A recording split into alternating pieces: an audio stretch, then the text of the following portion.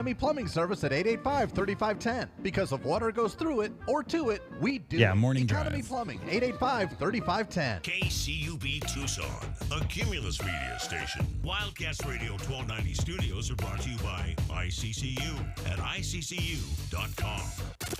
Wildcat Nation, are you ready? Bradley down, into the lane, lay it up and good. Previous turnaround jump hook is good. Del Orso springs a three out there and drains it. Delwaka takes away the rebound and slams it home. It's a man's game. Bear down, Cats. Our Window Depot coverage of University of Arizona basketball begins with Meridian Wealth Management Arizona Game Day. The pregame show is brought to you by Meridian Wealth Management. Wealth well managed, life well lived. We are counting down to tip off for Arizona Wildcats basketball. This is Wildcats Radio 1290. Now Pete comes out, looking to set a screen, shovel it off to Burries. Hard drive out top. Burries, crossover, 4 to shoot, right side, hang it up and score 2 from the right elbow. The rebound, ripped away by Pete to Bradley. Arizona on the run. Bradley lost the handle, got it back, off to Pete. Down the lane, slam it home for 2. Timeout, Florida. BYU ball, less than 3 minutes to go. Bonsa down in the forecourt, driving to the right wing. Throw it high, knocked away and stolen. Karchinkov on a breakaway. Yvonne slam it home. Yvonne throw it inside for Krivas. Krivas slam it home. Arizona by 8. Timeout, Houston. Delhi, hard drive down the lane to the bucket. Missed the lane. There's a Waka to put it in. Master of the offensive glass. Cats looking to regain the lead. Pete stops top of the key. Throw it down for a Waka. Posted, right corner, Del Orso. Another 3. Good again for Delhi, and the Cats are in front. Why not? He's the hot hand. Out to Bradley. Right wing shot over the rim. No good. Follow. Jam. Aristode. 2 more for Dwayne. Bradley steps around a screen. Spin move right. Now needs to get to work. Jumper, turn around, goes to the bucket, lay it up and good. Oh, what a beautiful move by Jaden Bradley. And the Cats up by 3. 16 seconds left.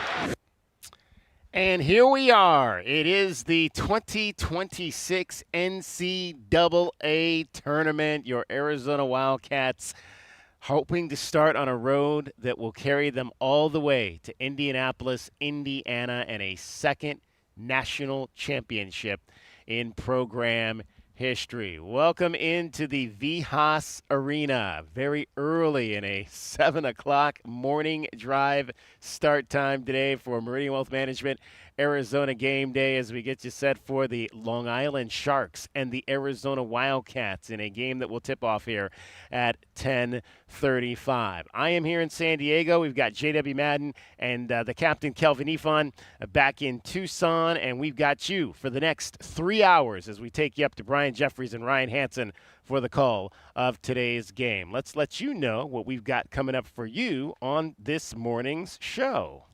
Let's take a look at the Right Way Rundown and see what's coming up on our pregame show. Brought to you by Right Way Heating, Cooling, and Plumbing. Doing things the right way. All right, we'll revisit last Saturday's win for the Wildcats over the Houston Cougars in the Big 12 championship game. We'll get our first look at the Long Island Sharks out of the Northeastern Conference.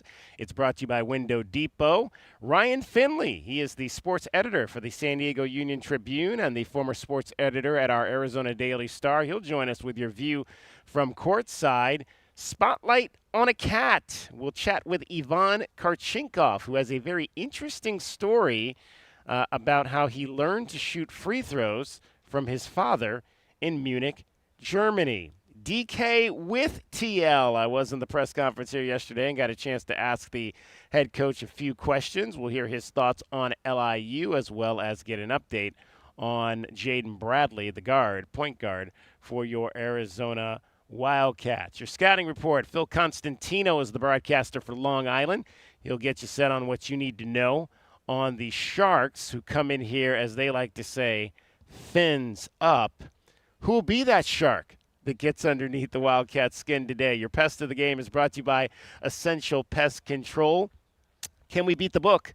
At the Casino del Sol, the Wildcats are a 30.5-point favorite in this game, the largest margin of any of the number one seeds so far in the first round. Your over-under is 149.5. Keys to the game are brought to you by Royal Automotive and your starting lineup as presented by Rocking K. Arizona Wildcats won the Big 12 Conference Championship last Saturday in Kansas City over the Houston Cougars, 79-74, game in which the Wildcats built a 15-point lead early in the second half, only to see the Cougars trim that lead down to just 1 point before Arizona was able to rally and close it out, putting yet another trophy on the mantle in just their second year in the Big 12, winning the regular season championship and the tournament championship.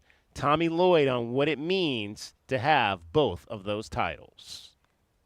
What I'll say, just for me and my experience as a coach, I was at a place where we were kind of on top of the conference, a lot. And then when we got in the Big 12, I learned real quick that we were looking up and chasing a program, and it was Houston. And, not that we were, just, fixated with the chase, but it gave us a great barometer for what we felt like we had to do to improve our program to see if we could put ourselves over the top. So, I'm thankful for Houston and the competition they give us. And listen, I know there's going to be numerous battles in the years to come with that program. And we welcome that. And I'm sure we won't come out on top all the time, So, what it says is Arizona basketball is a special program. It always has been. And these guys are, it's their time in the program now, and they're honoring the legacy in a really special way. Kelvin, I'll start with you. It was 4 years ago that we were here in San Diego. The Wildcats advanced to the Sweet 16 with a dramatic win over TCU, a Big 12 team, only to go to the Sweet 16 and lose to another team that was about to enter the Big 12 in the Houston Cougars. And we talked about how that game seemed to set the tone for the remake of this program as Tommy Lloyd was going forward. And in just 2 years, or just the second year in this conference, they were able to take down that team that kind of set the tone for what this program was going to be moving forward under Tommy Lloyd. Yeah, man. Tommy has done a great job assembling talent that compete against the Houstons and the bullies of the world. I mean, to me, number one, Toby Awaka, number two, 1B, Kribis. I mean, to me, those two right there, and let's not Corey Pete as well. Oh man, and Korchenkov on the perimeter, a big, rough, physical perimeter guy. So they just got bigger and tougher. I mean, not necessarily vertical, but width. I just think we got bigger, stronger, tougher guys that are willing to battle it out. And the guards are big, strong guards as well. We always had nice, talented guards that could score, but Dalen Terry was a little thin, back then. But now you got big, physical, strong guys at every position, guys coming off the bench daily, gained weight last year to come back. So we just physical all the way around. Yeah, I mean, look at the box score, guys. In that game versus Houston in 2022, Azuolas Tubelis went 0 for 8. Christian Koloko went 2 for 6. They combined for 8 rebounds.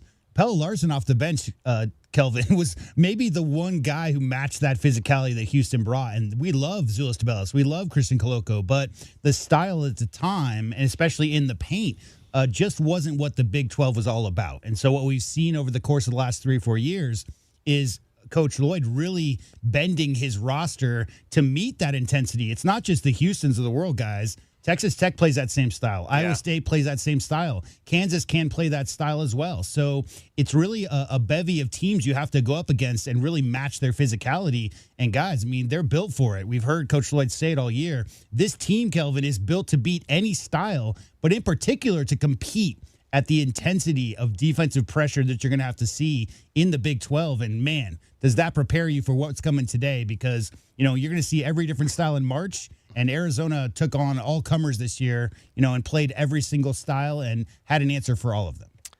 Talk about toughness. Jaden Bradley obviously got his wrist banged up in that win over Houston last week, but was able to return to help the Wildcats finish the job. Let's hear from Braden Burries and Koa Pete on the leader that is Jaden Bradley.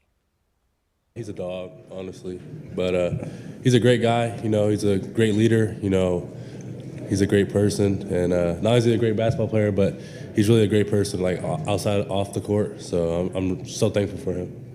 Yeah, I would say the same, honestly. You know, Big 12 Player of the Year for a reason. Really proud of Jaden. You know, I see him put all the work in.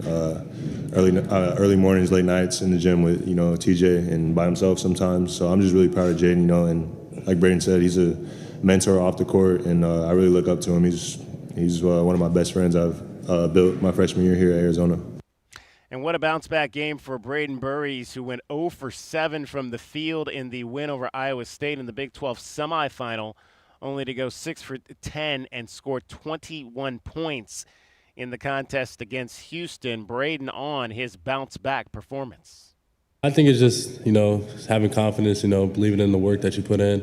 And then, you know, like you said, after the 2 air balls I shot, I came to the bench. You know, coach came to me, said he still believed in me. You know, I'm just thankful for that. And then teammates came to me, still believed in me, and I was just thankful for them, honestly. And then, like, the mindset I just think, like, was just like a miss. It's either 2 options: either you make it or you miss it, no matter like how close you are. So I just believe in that. Kelvin, it makes you wonder. Obviously, again, it's a place that these freshmen have never been. There may be more of those types of coaching moments coming up where Tommy has to kind of say, hey, relax, get your mind right. You can do this. We need you to do this. We know you can do this.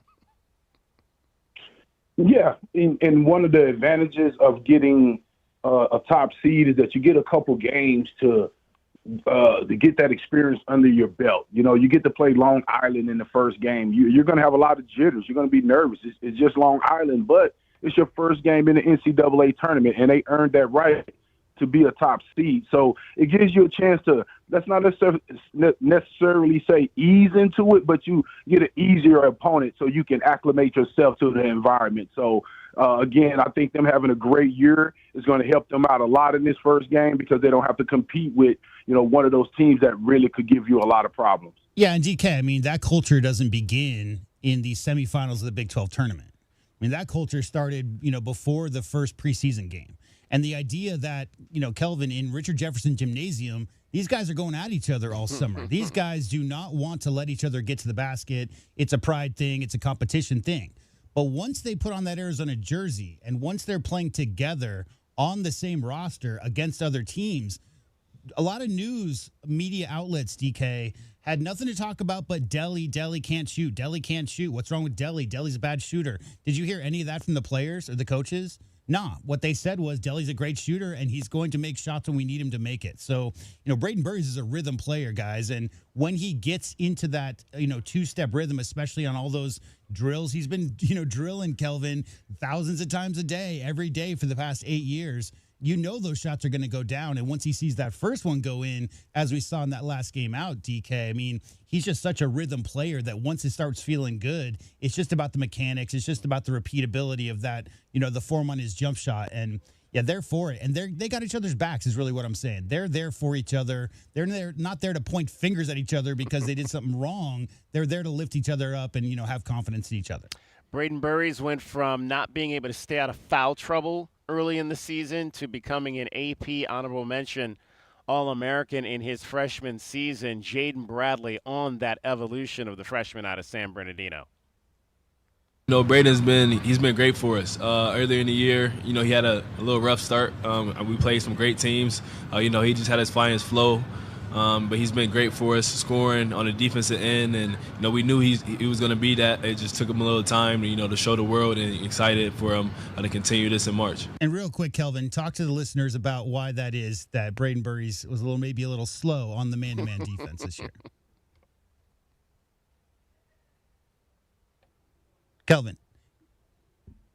You there, Kelvin? Yeah, so we were talking, DK, about how, like, Braden's played zone his whole high school year, his whole high school career, right? Yes. Right, Kelvin? Yes. No, he played basically center his whole career, played against big men whenever they did go man. But, yeah, he was basically standing in the middle of the zone while they were half-court trapping and looking for steals and different things like that. So it takes a little adjustment once you get to high school to understand how to guard on the perimeter versus the elite guard. So it took him a little time, game time-wise. In practice, he was going against some elite guys, but it's just a little different once you get in those games. Like again, I just think it would just take them a little time to get acclimated to the college play. It's like you never, ever had to switch on a high ball screen because you never played man defense. Now play Florida.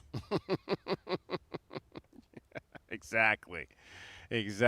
Another guy that was real big in staving off Houston last week, it was Ivan Karchinkov. He hit some huge baskets down the stretch of that game. Tommy Lloyd on Ivan and his ability to perform when the game was on the line.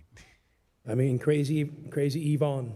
I mean, he's he's really come on. He's been a good player for us all year, but this last, I don't know, 8 or 10 games, we've counted on a little bit more playmaking for him. And, he's fearless. He really is fearless. And he sometimes has gotten him in a little bit of trouble, but you love that attribute in a player. You love a guy who's not afraid of the moment. And, these other guys are getting so much attention. Sometimes, he becomes the pressure outlet. And, he had some good matchups today, especially when Ko was in foul trouble at the 4. And, the banking in the 3, I mean, we did bank in 2 shots. So I want to admit there's a little bit of luck in this as well. Let's not act like, that those were planned. But you just want to put yourself in position to win. And if you get lucky, I mean, play the hand you're dealt. And, we've been on the other side of that other times as well. So, Ivan was great. I mean, when he kind of took over that little stretch of the game there when it got close, and I think Braden got an and one, and then Ivan made a couple plays. The next thing you know, we were looking up, it's a 7 or 9 point lead, and we just got to figure out how to close it out. Well, was Ivan's bank shot lucky? We'll find out. You'll find out a little bit later. We'll chat with Ivan Karchinkov in our Spotlight on a Cat segment and find out if that heave was luck or maybe a little bit of skill to it as well. Let's get our first break in here. It is Meridian Wealth Management Arizona Game Day as we're getting you set for the start of the NCAA Tournament. Number 1 seed and number 2 ranked Arizona taking on Long Island in the first round out here at the Vijas Arena in San Diego. We've got the captain, Kelvin Ifan, J.W. Madden back in studio. I'm David Kelly here by the coast. You're listening to Wildcats Radio 1290. This is Meridian Wealth Management Arizona Game Day. Hour 1 of the pregame show is brought to you by Advantage Air and Mechanical, Cactus Auto Company, Casino del Sol, Done Right Services, Drain Masters, First Chiropractic, Idaho Central Credit Union, Jack Furrier Tire and Auto Care, Picture Rocks Cooling, Heating, and Plumbing, Royal GMC, Buick and Cadillac, Royal Kia, Royal Jaguar Land Rover, The Window Depot, and by Meridian Wealth Management. Wealth well managed, life well lived. Do you often worry you left your garage door open? With the LiftMaster Garage Door Opener powered by MyQ, you'll never worry again. You can control, secure, and monitor your garage from your smartphone anytime from anywhere through the MyQ app. As an authorized LiftMaster dealer, we have smart openers designed for your needs, including belt drive motors for ultra-quiet operation, integrated camera for live video streaming, and battery backup that lets you in when the power is out. The team at Kaiser Garage Doors and Gates are your locally owned LiftMaster professionals. Visit kaisergarage.com to learn more. Every day is a balancing act, with work, family, goals, all asking for more. It helps to have tools that meet you at every step and a team that will always be by your side. We're ICCU. We're a credit union that has been helping members achieve financial success since 1940. In fact, we put member success first, one by one, year after year, for 85 years and counting. Now, we're here for you, Tucson. Join us, ICCU. Spring is in the air and our warm temperatures are about to turn hot. Now is the time to take advantage of pre-summer savings before the hot summer weather. Picture Rocks Cooling, Heating, and Plumbing is offering 5-year, no-interest financing on the installation of green HVAC systems, OAC. Call now for your free estimate, 520-492-0748, or make your appointment online at picturerockscooling.com. Picture Rocks Cooling, Heating, and Plumbing. It's a full court press this March at Casino del Sol and Casino of the Sun. Join our $1 million March Mania promotion for your shot at $1 million with your bracket picks. Or win $100,000 with a perfect prop card. Now through April 6th. Swipe your Club Soul card daily for a free drawing entry. Plus, every 200 slot and table points is an additional entry. Then join us April 6th for the grand finale drawing. Only at Casino del Sol, an enterprise of the Pascua Yaqui tribe. Our daughter was addicted to pain meds, and for over 2 decades, she was lost to us. We tried to help, but the more we tried, the worse it got. She went to 18 different rehabs. We finally realized that to really love her, we needed to let her go, even when that meant her going to jail. When she got out, she went to Gospel Rescue Mission, and as the days turned into months, we knew we had our daughter back. If you need help, or if you know someone who needs help, go to grmtucson.com. Supplier pricing is happening right now at O'Reilly Chevrolet during Truck Month. That means big savings across our lineup. Take up to $4,000 off the 2026 Colorado, up to $5,500 off the 2026 Silverado HD, and up to $10,000 off the 2026 Equinox EV. Supplier pricing is going on right now, so don't miss your chance to save. Find us on Broadway next to Park Place Mall. Call 747-8000 or visit O'Reilly.com. O'Reilly Chevrolet. Together, let's drive. O'Reilly Chevrolet. At Goldberg and Osborne, we know Arizona. It's where we live. It's where we work. It's where we've fought and won cases for the injured since 1989. Throughout our history, we've approached every case with a single focus: you. And we've got thousands of 5-star reviews to prove it. Put us to work for you by calling 1-800-THE-EAGLE today. Sean Furrier for Jack Furrier Tire and Auto Care with Mad March savings all month long. Now's the time to save big with big deals on major brand tires like the long-lasting, quiet-riding Michelin Defender 2 and slam dunk savings on automotive repairs with big rebates up to $100. Jack Furrier Tire and Auto too Care's cold 14 now because the convenient body heat's locations gonna are make it. ready to assist on your next championship drive. Check out jackfurriers.com for even more savings. Jack Furrier Tire and Auto Care, since 1960, we're here to get you there. Our Window Depot coverage of U of A basketball continues. This is the Meridian Wealth Management Arizona Game Day pregame show on Wildcats Radio 1290. Now, back to your hosts, David Kelly, the captain Kelvin Yvonne, and J.W. Madden. Johnson on high screen from Bull. His runner blocked by Del Orso, grabbed by Bradley. Here's a race down to the other end. Bradley lay it up good, and he's fouled by Cambridge. Excellent job turning defense into offense. It's time to take our first look at today's game. Brought to you by the Window Depot. The Window Depot. Lowest prices and biggest inventory. Shop thewindowdepot.com. And I'm David Kelly, back out here at Vijas Arena in San Diego, California. It is Meridian Wealth Management Arizona Game Days. We're getting set, I should say, for the start of the NCAA Tournament as the Wildcats and Long Island will do battle here, coming up with tip-off at 10:35. This will be the second all-time meeting between these two schools, Long Island and Arizona. Obviously opposite sides of the country. They don't get together very often. The only other time was in 1951. And the Wildcats beat Long Island 62-61. That game was played at Bear Down Gym in Tucson. And get this, Long Island was ranked number 2 in the country. J-Dub, we're going to hear from Phil Constantino later. We actually chatted with him yesterday. He's the voice of the LIU Sharks, and he talked about how strong a basketball program, and you'll hear that coming up. If you missed it yesterday, you'll hear that.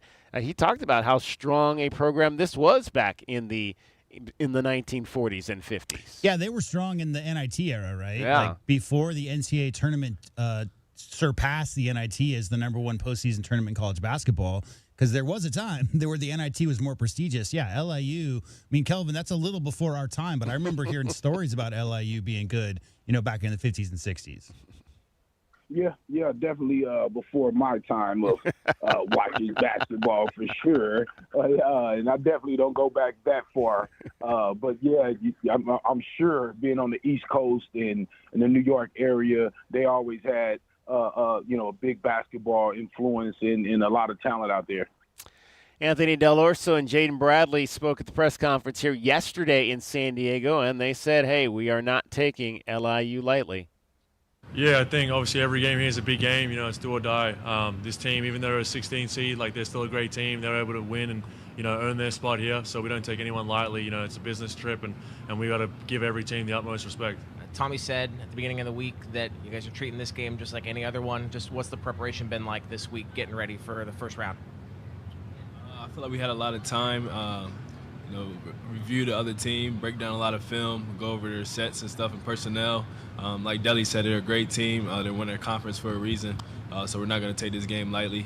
Go out there and, do what we do all year.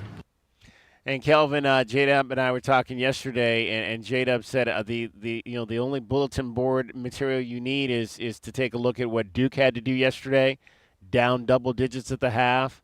Howard was within 5 with about 16 minutes to go against Michigan. You cannot overlook any team in this tournament, even if only a 16 seed has only beaten a 1 2 times in history. Yeah, you're right. And I also think that that's the reason why you should take advantage of alumni. We've had several guys that been through that first round losses. So there are some guys that, you could talk to from the family that can say, hey, this is how I feel. This is why we think it happened. And this is how it's going to feel the rest of your life, knowing that you lost the first round tournament game to, basically a school you'd never heard of before, which they're pretty popular right now, Miami, Ohio. But yeah, with that being said, man, there's history there, and hopefully they tapped into a few of the guys, the Miles Simons or Reggie Garys, he's around. Those guys were in that game. They would have been great to talk to about losing in the first round and also about getting the Final Fours and championships in Sweet 16. Yeah, it's like, bro, if you don't want to be asked about, Steve Nash 40 years from now every day of your life, then take the first round seriously. There you go. Anthony Del Orso is a guy that knows a little bit about what mid-major life is like. Transferred to University of Arizona from Campbell, now in his second season. He's very clear of the mentality that Long Island is bringing in here to play Arizona with today. Yeah, obviously, coming from the mid-major levels, you understand what it takes to get to this point, and that's why we respect the team we're playing. They've gone through a lot to get here, just like we've gone through. But yeah, I've always had that kind of chip on my shoulder to kind of prove something to the world. I think that brings the kind of the fire out in my game and gives me the emotion that I can, uplift teammates with, and it has nothing to do with, results or scoring or anything like that. It's all just energy. Toby Waka said in the presser yesterday that there are some similarities, despite the fact, obviously, that Long Island is unranked and coming in here as a mid-major regular season and tournament champion. That's one similarity that they have to the Wildcats, who won both their regular season and conference tournament titles. But Toby says there are other similarities as well. I think it's going to be exciting. It's going to be fun. Again, it's just sort of keying in on personnel, knowing their tendencies. Obviously they like to play inside just like us, so it's going to be a lot of paint protection. Just making sure that those key guys, their key moves, sit on those, and make sure we're cognizant of all that. They like to play inside, guys, but just maybe not with the obvious size that the Wildcats have, and that their top guy or their tallest guy is 7'1", Isaiah Miranda. He is a transfer from the University of Wisconsin, Green Bay, but has only played in 12 games this season. Yeah, DK, I would prefer if you and I just turned our mics off and we just had Kelvin Ifan for 3 hours talk about LIU style, because Kelvin, to me, I know you're a guard who got busy, put up 40, and all that, but you weren't necessarily shooting from 25, and that's what LIU does. LIU's their top 4 scorers are all guards. But Kelvin Ifan, talk a little bit about that style Rod Strickland brings, very similar to how he played, where he's trying to get down and get by the first line of defense, get some mid-range going, but get right to the rim. Yeah, no, they are very aggressive play, a lot like their head coach. That's what people always say. The team takes on the identity of the head coach. And in this instance, I really believe that. I think that the way these guys attack the rim, get to the basket, find other guards on the perimeter who they kick the ball out to for shots, that's the type of basketball that, regardless of size, you can be effective with, because now it forces one of your big guys to have to go out and try to guard those guys, and that gives you the advantage or in the angles that you're looking for. So, yeah, they're dangerous, man. You never underestimate these type of teams. Their bigs are inverted. So they got one. I got to figure out his name again, number 33, but he shoots the three. he throw it up. He'll keep throwing it up until he make a few. So those type of guys are always dangerous because they're unconscious. So, yeah, they have a type of offense that they believe in and they've been effective with, and we're going to have to check them. Rod Strickland, he's done it all in this game, a New York native. He's in the New York City Basketball Hall of Fame, a former NBA All-Star point guard, an executive in the NBA, now a college coach, leading his team to the NCAA Tournament. Let's hear from him on the style that the Sharks will bring to the floor today. We're going to play a fast tempo, want to get the ball out in transition, dribble drive kind of offense, driving kicks, looking for the best possible shots. I think we're capable of hitting three-pointers, but I just think in attack mode, and we're going to play hard defensively, and we're going to compete. Sounds very much indeed like the Arizona Wildcats. And this is a program that Rod took over in their first year under him. They won just 3 games, and just 3 years later, he is the NEC Coach of the Year, and they're playing in the NCAA Tournament. In fact, just the third coach at LIU to have that honor. And they're back in the NCAA Tournament for the first time since 2012. One of his guards is Greg Gordon, and talked about Rod Strickland's first big season as head coach. Coming here, he started off with 3 wins, and he just kept increasing. And the school, they gave him time to improve, and it eventually paid off, which meant a lot for us because it landed all of us here and it landed all of our teammates here. And we're just glad we were able to bring one as the Sharks. One of the guys who played with Rod Strickland in the NBA, you might remember his name, Allen Houston, another fabulous all-star guard and longtime teammate and friend of Rod. He was on a podcast last week and talked about how proud he was of what Rod has quickly built at Long Island. Y'all got to understand, like, all of us who knew Rod before he became a coach, when he was playing, and then he was coaching even at Kentucky as an assistant, sitting there building young men, coaching his sons at basketball camp. Like, that's just who Rod is. And man, I just appreciate you, man. It's been fun watching this journey. And I had we saw it, and it doesn't surprise me that y'all are here, man. How you feeling though? How's it feel? Man, it feels great. You know how it is to say. We've been the number 1 target all year. We were supposed to win. That's hard to do. The last 10 years in that conference, only 2 teams have done it. So to accomplish it, to what you set out to do, and I'm doing it in a different environment. I had to grow and stretch, and so it's been an incredible growth moment for me. Yeah. Yeah, it's crazy just walking in the gym. Like we would go to the gym at LIU and you see like the support of the fans. Mm-hmm. You see the energy of the players. It's been great, man. It's been great watching it. And I just can't wait to see what y'all do, man. My God, appreciate you, man. No doubt. Oh man, there's nothing like teammates for sure that have your back. And Kelvin, it's again that I think what he said there just kind of illustrates the life of a mid-major program is like and we talked about this yesterday as well. I mean, they have to win. They've got to win that tournament, that conference tournament, to get into this thing. It doesn't matter for them if they were the best team in their conference all year long. They could have been undefeated in their conference. They won their regular season conference title, but if they don't win that tournament, they're not playing here today. Yeah, no, if they don't win that tournament, they're not playing here today, man. And when you're in those type of conferences and you can do the double where you win the regular season and the conference, to me, that makes you even stronger. That makes you even more of a type of opponent in the NCAA tournament game that you have to really watch out for, because that means that they believe in what they do and they know what they do works.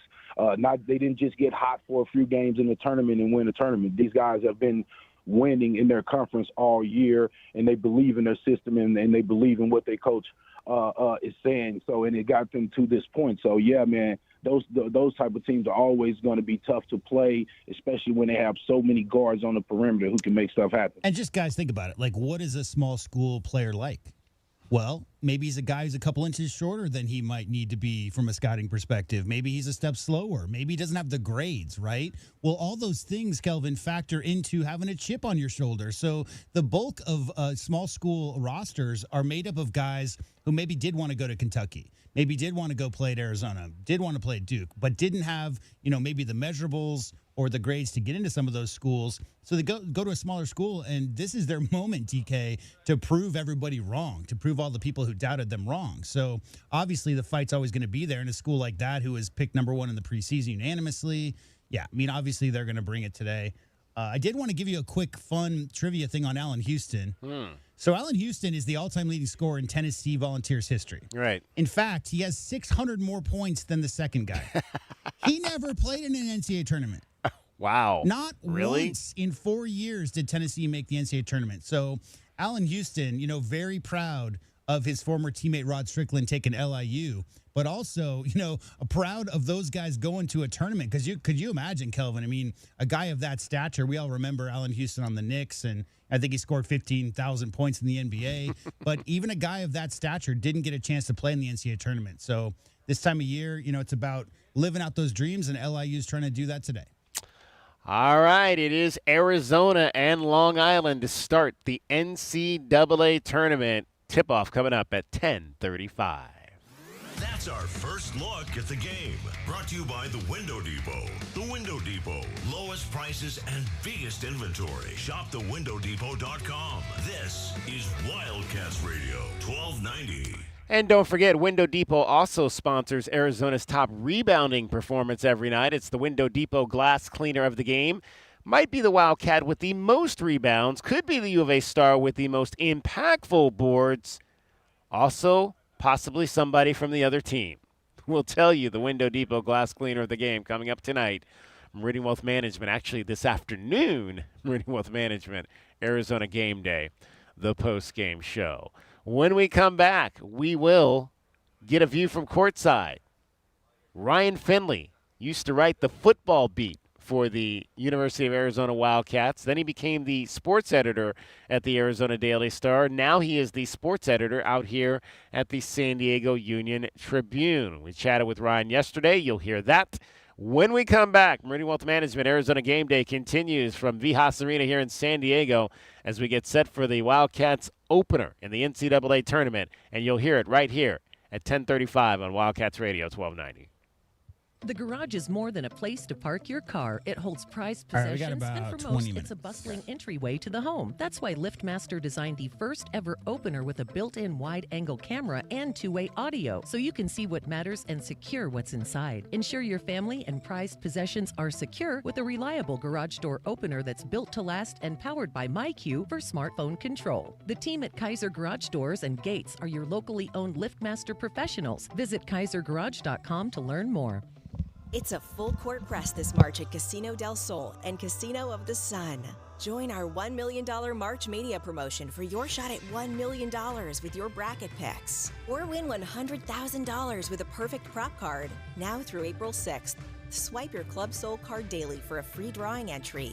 Plus, every 200 slot and table points is an additional entry. Then join us April 6th for the grand finale drawing. Only at Casino del Sol, an enterprise of the Pascua Yaqui tribe.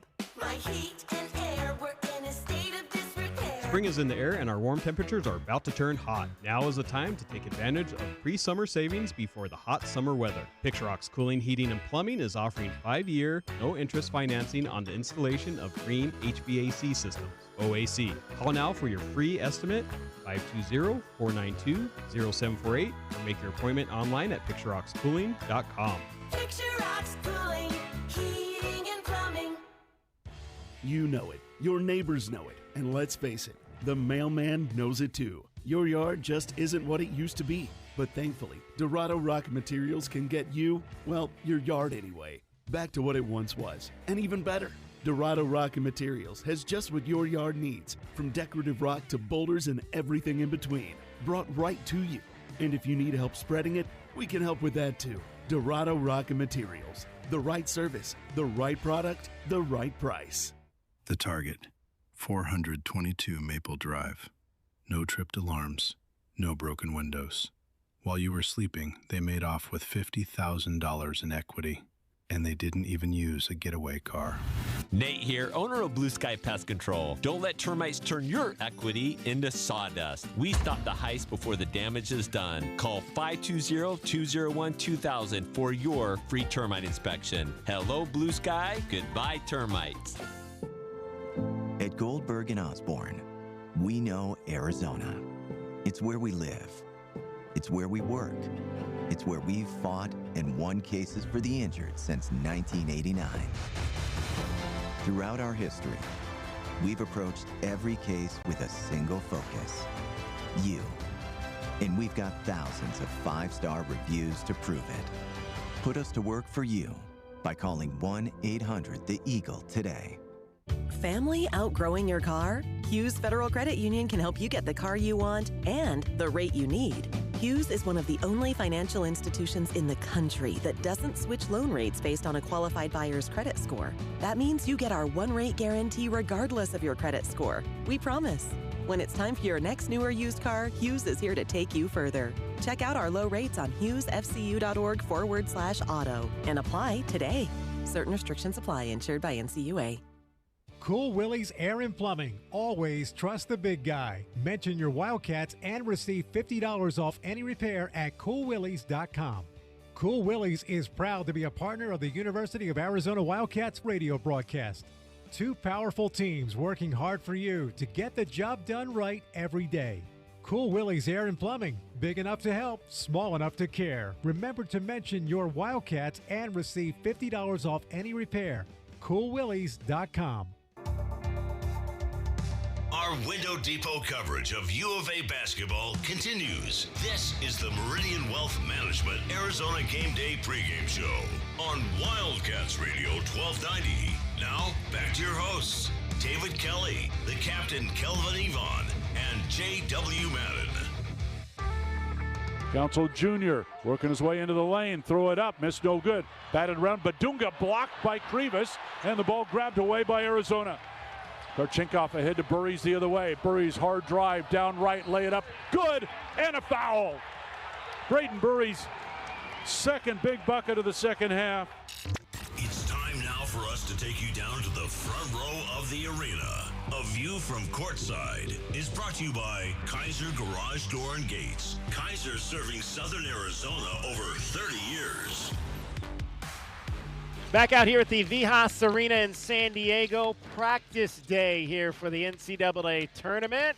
We've got another special guest. Pleased to be joined by Ryan Finley, longtime beat writer for your Arizona Wildcats football team, former sports editor at the Arizona Daily Star, now out here running the San Diego Tribune. Is that correct, Ryan? San Diego Union Tribune. Yes, Union sir. Tribune. I want to make sure I get that right. A couple years now in that job for you. Yeah, it's been about 3. Yeah, I think you were just going into it when I got back into radio in 2023. How have things gone out here covering all that is San Diego? It's been great. It's been great. You know, it's funny. It's this in many ways. It's the exact same job, right? Except the priorities are a little different. You know, where it's all Wildcats all the time in Tucson.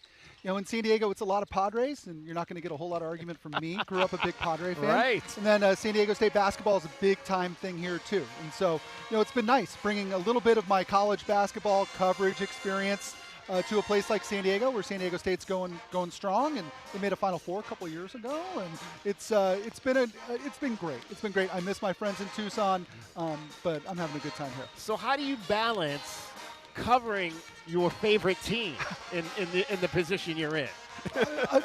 Much the same way I just wrote a story about Arizona playing in the NCAA Tournament tomorrow, which is you act like you're a professional, and you go from there. You know, we have such a good staff of reporters here. Our Padres guy, Kevin Acey, is one of the best in the business. Our San Diego State basketball guy, Mark Ziegler, you know, very much reminds me a lot of Bruce Pascoe, our colleague from Tucson, in terms of his level of attention to detail it's just been fun. You know, David, we get to do this for a living. Yeah. And it's very hard. We're sitting here courtside watching guys shoot basketballs. It's pretty hard to be down on the profession when you're doing that. I'm telling you. Ryan Finley, former sports editor at the Arizona Daily Star, is our guest. It's your view from courtside. It's brought to you by Kaiser Garage Doors and Gates. Kaiser has been serving Arizona now for over 30 years. I feel bad for Arizona. They're the only ones that didn't bring their cheerleaders, and they didn't bring their band. Everybody else has got their cheerleaders and their bands out here, making this a real festive practice-type occasion. What's the disappointment that San Diego State was one of those teams on the bubble that didn't get in? Yeah, we have a lot more people covering this round of the tournament for us because San Diego State's not anywhere, right? Everybody's staying home.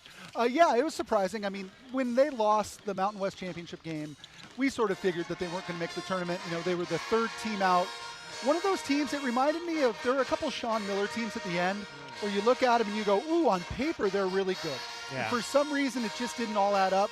San Diego State had 3 guys this year that I'm convinced are going to play in the NBA someday. It's the most they've probably ever had, at least since I've been around. And it just never added up. It was like the sum of their parts was less than their individual talent. And it's a disappointing season for them. But you know what? Brian Dutcher's pretty darn good at this. The Aztecs are joining the new Pac-12, which looks a lot like the old Mountain West, next year. And you know, I think that they'll be still a regional, if not national player in basketball for years to come. Yeah, you mentioned the new Pac-12. What's the excitement for that? Well, I wish it was the old Pac-12. Yeah, DK, come on. Exactly right. You know, and so that's a little disappointing, and not just because of the U of A being in there, but you know, it's San Diego State would have fit a lot better in the old Pac-12 than maybe the new one. On the bright side, you know, it's a way to play Gonzaga, which I think is a big addition. They've dropped kind of some of the Mountain West teams that maybe weren't pulling their weight. You know, I'm talking about schools like Nevada, Hawaii, you know, people like that. It's going to be a better league. It's going to be a better basketball league than it is a football league going forward. It's not the old Pac-12, but it's probably an improvement on where they've been. Ryan Finley is joining us, longtime beat writer at the Arizona Daily Star for Arizona football, now out at the San Diego Union Tribune here as the sports editor. Obviously, you mentioned, San Diego State not getting in the tournament. Keyshawn Johnson, though, winning the slam dunk contest, played here as well as at Arizona. Was there any excitement for Keyshawn when he won that? Sure, there's a little bit of, so which team, you know, or do San Diego people claim him? You know, there's a lot of that, right? But this is the world of college basketball. You know, it just is, right? It's hard. Guys, very few players stay one place for 4 years. Keyshawn's funny. You know, David, I started in January 3 years ago, and when I took over at the Union Tribune, I figured that the days of me maybe going to a Final Four were over. And then the Aztecs make that improbable run to the national championship game. Keyshawn started on that team, was a big part of what they did. Really just a guy who I think San Diego State fans will always remember. But, you know, I think they probably would have wished he finished his career in San Diego instead of Tucson. You know, it's funny because I always say, like, what reunion are these guys going to go to in 20 years? You know, as a guy like Keyshawn, he may go to both. He may go to the San Diego State reunion. I mean, you have to. I mean, that's the team you went to a Final Four with, but he also may come to the U of A reunions, too. How about this? Lamont Butler, the guy who hit the most famous shot in San Diego State basketball history. It was the one that won the Final Four and put them in the national championship game. Lamont Butler then transferred to Kentucky. It happens. Yeah, This is college basketball, especially when you're a mid-major. It's your view from courtside, and it's brought to you by Kaiser Garage Doors and Gates. Kaiser has been serving Arizona now for over 30 years. Ryan Finley is our guest, sports editor out here at the San Diego Union Tribune. Okay, so Ryan, what is your role this week? What are you're covering? You mentioned you were covering something with U of A. Yeah, out here writing in advance for tomorrow's game. I'll cover tomorrow's game for us. Part of team coverage. We'll have, I think, 4 reporters out here. Oh, wow. So that'll be a lot of fun, and do that, and then kind of depending on what happens tomorrow, we'll be out Saturday and Sunday writing more stuff. You know, we all love college basketball here, obviously, with the NCAA tournament in town. I think it's worth sort of having team coverage, and with San Diego State staying home, I have lots of staff to send out here this week. So from that standpoint, do you do a lot of writing still? Yeah, I try. Yeah. I try. You know, it's I enjoy it. I think it's, in my role as an editor, I think it's important to remind myself every once in a while that writing's hard. Yeah. Writing well is really hard. And so, it's I enjoy doing it. It's certainly not what they pay me for, but if given an opportunity to go do some stuff, I'm happy to do it. Believe it or not, David, I've been out doing a lot of Major League Soccer coverage here in the last year or so. San Diego got an MLS team last year, made it to the Western Conference Final. Soccer's not necessarily my jam historically, but it's been so much fun getting to learn about a new sport and meet some new people. I like mixing it up every once in a while. Get out of the house, right? So as a Padre guy, yes, sir. I've got to ask you, Mason Miller not pitching in the ninth the other night because DeRosa deferred to what the Padres wanted. It's funny because we talked about it all this week. So many guys maybe we hadn't heard of in baseball. The Nolan McLeans and the Mason Millers and the David Bednars and some of those guys at the back end of the bullpen and the Roman Anthony's. Obviously, we heard about him last year, but it was so fun to get to know some of these guys. And now I can say, I'm going to follow Nolan McLean this year and see how he does for the Mets. Yeah, no, it was. And, again, I think the Padres were perfectly happy that Mason Miller, believe the party line was, he could have pitched if it was a safe situation. It was not a safe situation. Yeah. I watched Mason Miller pitch since the Padres got him last year. Incredible velocity, throws really hard. But as you know, pitchers have a certain number of pitches in their arm before stuff goes sideways. Right. And, pitching for a team that's not paying him in the month of March, I totally understand why the Padres were able to put what I think are perfectly reasonable guidelines on Mason Miller. I say it doesn't count, but my goodness, that was fun to watch. Yeah. And really neat. I mean, to see what it meant to Venezuela when they won, I think really drove home that this is such a global game and getting more and more competitive every day. Watching that USA-Dominican game, the thing that my top takeaway is you're not supposed to be throwing that pitch in March. Yes! I mean, balls just diving off the plate. I'm like, that's an October pitch he just threw there, not a pitch you see in March. Exactly. And, I think that there are some concerns there. I mean, Tarek Skubal, I'm surprised he pitched for Team USA at all. This is a guy who's going to get $600 million 9 months from now. The fact that these guys are risking future money, that they're risking their health for the season to pitch for their country, I think that's the thing we need to focus on instead of why didn't you pitch more? Mason Miller pitched 4 times in the World Baseball Classic. That's probably as much, if not a little more, than he would have done in spring training. All of that was at full tilt. All of that was throwing 102. Yeah. To me, it's a spectacle, great television, and it has got me in the mood for baseball season. Yeah. And that's great because we got one more week. Not that I'm counting the days. There you go. So, in terms of the Arizona Wildcats, how much have you watched them, and what do you think? Every game. Every game.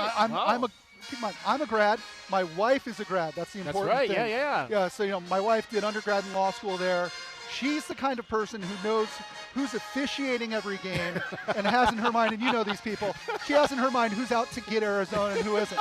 And so yeah, they're on at my house a lot. When Jaden Bradley hit that shot the other day in the Big 12 championship game, it's probably the first time in 5 or 6 years I allowed myself to think, I think they could win the whole thing. So much has to go right for things to happen. So far, so good. Health has not been a concern. They've been able to, for the most part, stay composed. Yeah. They haven't had much of, they've lost 2 games all year and then rebounded from it. This is a team that has, I think, all of the traits you need in March, starting with defense. The story I wrote today is Ivan Karchenkov and how he has sort of paced their defense this year. If they can defend the way they've defended all year, and if they can score the way they've scored all year, there are very few teams who can stop them. So should I ask your wife about Tony Padilla? Please don't. Please don't. Ryan, hey, we appreciate you stopping by. Continued success out here in San Diego. Always great to talk to you. Wonderful. Great seeing you, DK. Ryan Finley, former sports editor at the Arizona Daily Star, now sports editor at the San Diego Union Tribune, with your view from courtside for today. We hope you enjoyed your view from courtside. It was brought to you by Kaiser Garage Door and Gates. Kaiser has been serving Southern Arizona for over 30 years. This This is Meridian Wealth Management Arizona Game Day. Hour 1 of the pregame show is brought to you by Advantage Air and Mechanical, Cactus Auto Company, Casino del Sol, Done Right Services, Drain Masters, First Chiropractic, Idaho Central Credit Union, Jack Furrier Tire and Auto Care, Picture Rocks Cooling, Heating, and Plumbing, Royal GMC, Buick and Cadillac, Royal Kia, Royal Jaguar Land Rover, The Window Depot, and by Meridian Wealth Management. Wealth well managed, life well lived. Ready to score a new vehicle? Whether you are looking for a new car, truck, or electric vehicle, at Royal Kia, we know exactly what you want. A quality vehicle at a great price and to be treated fairly. We stand by our transparent online pricing, offer a 72-hour buyback guarantee, and you work with our no-pressure, non-commissioned sales staff. Royal Kia, the dealership that's different. OAC plus tax, title, license, dealer installed options, and $589 doc fee. Royal Kia, Speedway in Columbus, or royalkia.com. Do you often worry you left your garage door open? With the LiftMaster Garage Door Opener powered by MyQ, you'll never worry again. You can control, secure, and monitor your garage from your smartphone anytime from anywhere through the MyQ app. As an authorized LiftMaster dealer, we have smart openers designed for your needs, including belt drive motors for ultra-quiet operation, integrated camera for live video streaming, and battery backup that lets you in when the power is out. The team at Kaiser Garage Doors and Gates are your locally owned LiftMaster professionals. Visit kaisergarage.com to learn more. It's your time to shine.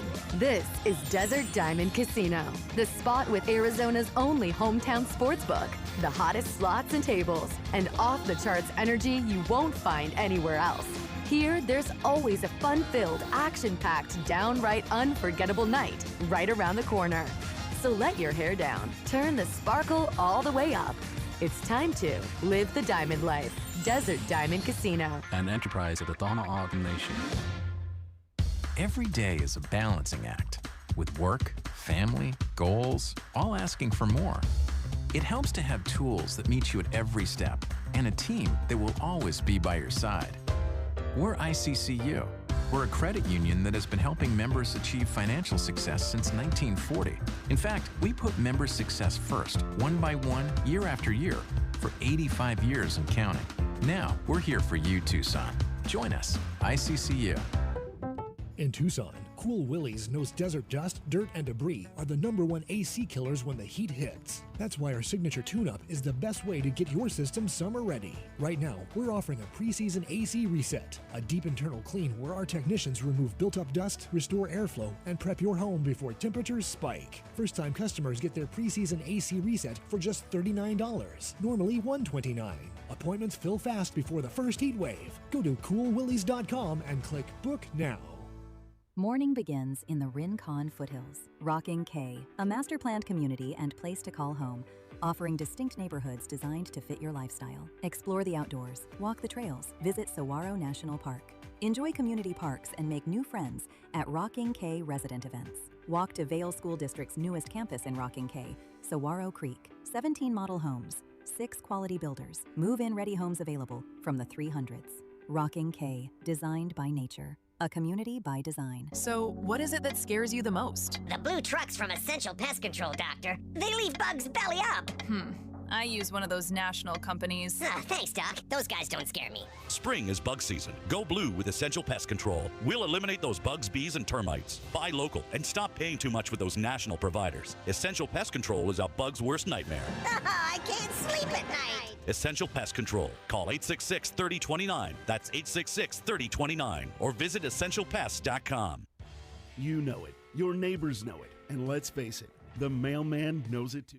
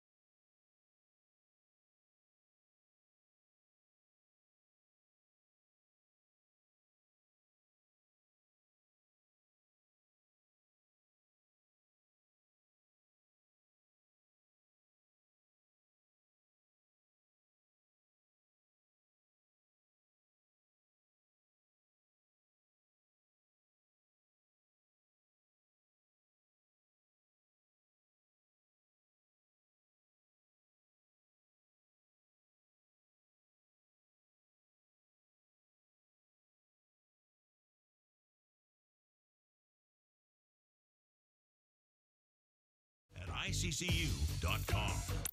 Wildcat Nation, are you ready? Bradley down into the lane, lay it up and good. Previous turnaround jump hook is good. Del Orso springs a three out there and drains it. Milwaukee takes away the rebound and slams it home. It's a man's game. Bear down, Cats. Our window depot coverage of University of Arizona basketball continues with Meridian Wealth Management Arizona Game Day. The pregame show is brought to you by Meridian Wealth Management. Wealth well managed, life well lived. We are counting down to tip-off for Arizona Wildcats basketball. This is Wildcats Radio, 1290. Haggerty with the ball left side, lost the handle, stolen by Karchinkov on a breakaway. Here goes Yvonne to the bucket, slam it home. Timeout, Kansas State. I'm not gonna lie, the bracket is a little bit overwhelming. Too many lines, too many teams. Let's take a look at the Right Way Rundown and see what's coming up on our pregame show. Brought to you by Right Way Heating, Cooling, and Plumbing. Doing things the right way. That bracket can very well be a little bit overwhelming, which is one of the reasons why I think a lot of us wait until the very last minute to fill it out. First go around for Ivan Karchinkov. You'll be hearing from him coming up here in just a few minutes with your with your spotlight on a cat. Hour number 2 of our pregame show. We want to hear from you today. 520-848-1290. 520-848-1290 is the number for you to get in on the program, getting you set for the Wildcats and the Long Island Sharks today. We'll hear from Ivan Karchinkov straight ahead. We'll get your scoreboard. A lot of excitement yesterday in the NCAA Tournament. First day of the big dance. Sean Miller and his team moving on. You'll hear from Sean straight ahead. DK with TL. My questions to the head coach is brought to you by Hughes Federal Credit Union. What does Tommy see in this Long Island team that his Wildcats are going to face today? We'll also have a number of interviews coming up for you throughout the show as well. We'll hear from Toby Awaka, Anthony Del Orso, Koa Pete, Malachi Davis. Your scouting report will be brought to you by Jack Furrier Tire and Auto Care. Phil Constantino's the broadcaster for LIU. We'll hear from him as well. Who will be that LIU Shark that gets underneath the Wildcats' skin today? Your Pest of the Game is brought to you by Essential Pest Control. Who's going to beat the book out at the Casino del Sol? Sol Sports today, Arizona, a 30.5-point favorite.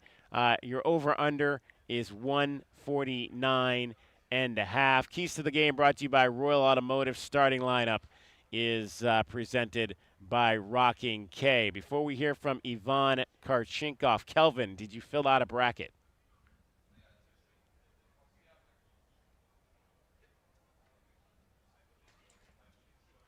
Did we lose Kelvin, or are we still there? I'm here. I'm here. You said fill out a bracket? Yeah, did you fill out a bracket? Yes. You want to say who you have in the finals? My finals is going to be I don't have my bracket on me right now, so I'm not.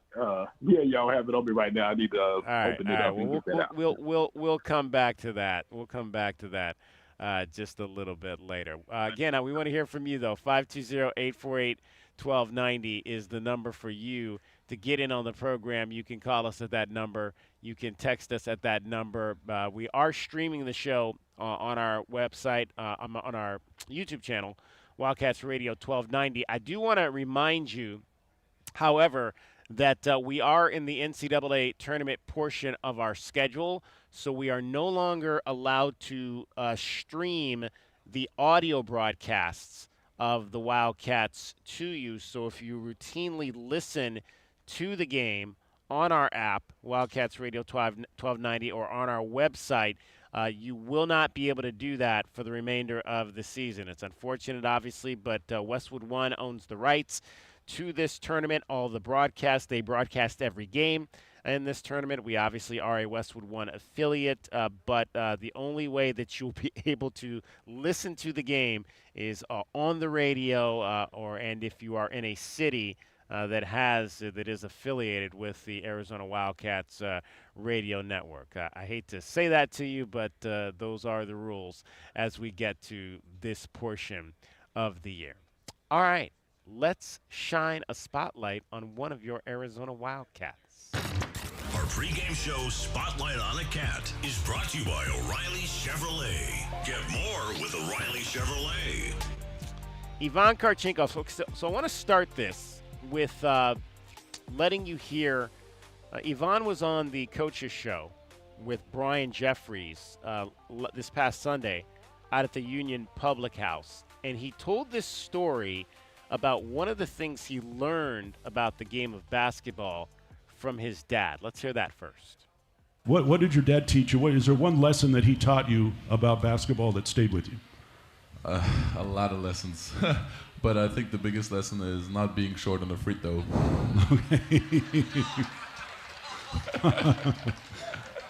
Somehow I think there's a story behind that. But yes, there is. So the story is in practice, usually when I was missing a free throw short, I was supposed to do push-ups. And so then one game, I was like 8 or 9 years old. It was 2 free throws in a row, both short. And then, the game was, keep on playing. And then my pops was on the sideline and told me to, do push-ups during the game was gone. And then I did push-ups on the court during the game. And that taught you? Yes. That's a great story right there. Miss a free throw short, and you need to get down and do push-ups. Kelvin, have you ever drilled anything like that into your players? Well, if they don't do something technically correct, they have to. There's some form of punishment, whether that's running or such. Well, I won't call it punishment. We have to watch that word. We have to watch that word. So I won't call it punishment. That's right. We live in a different era now.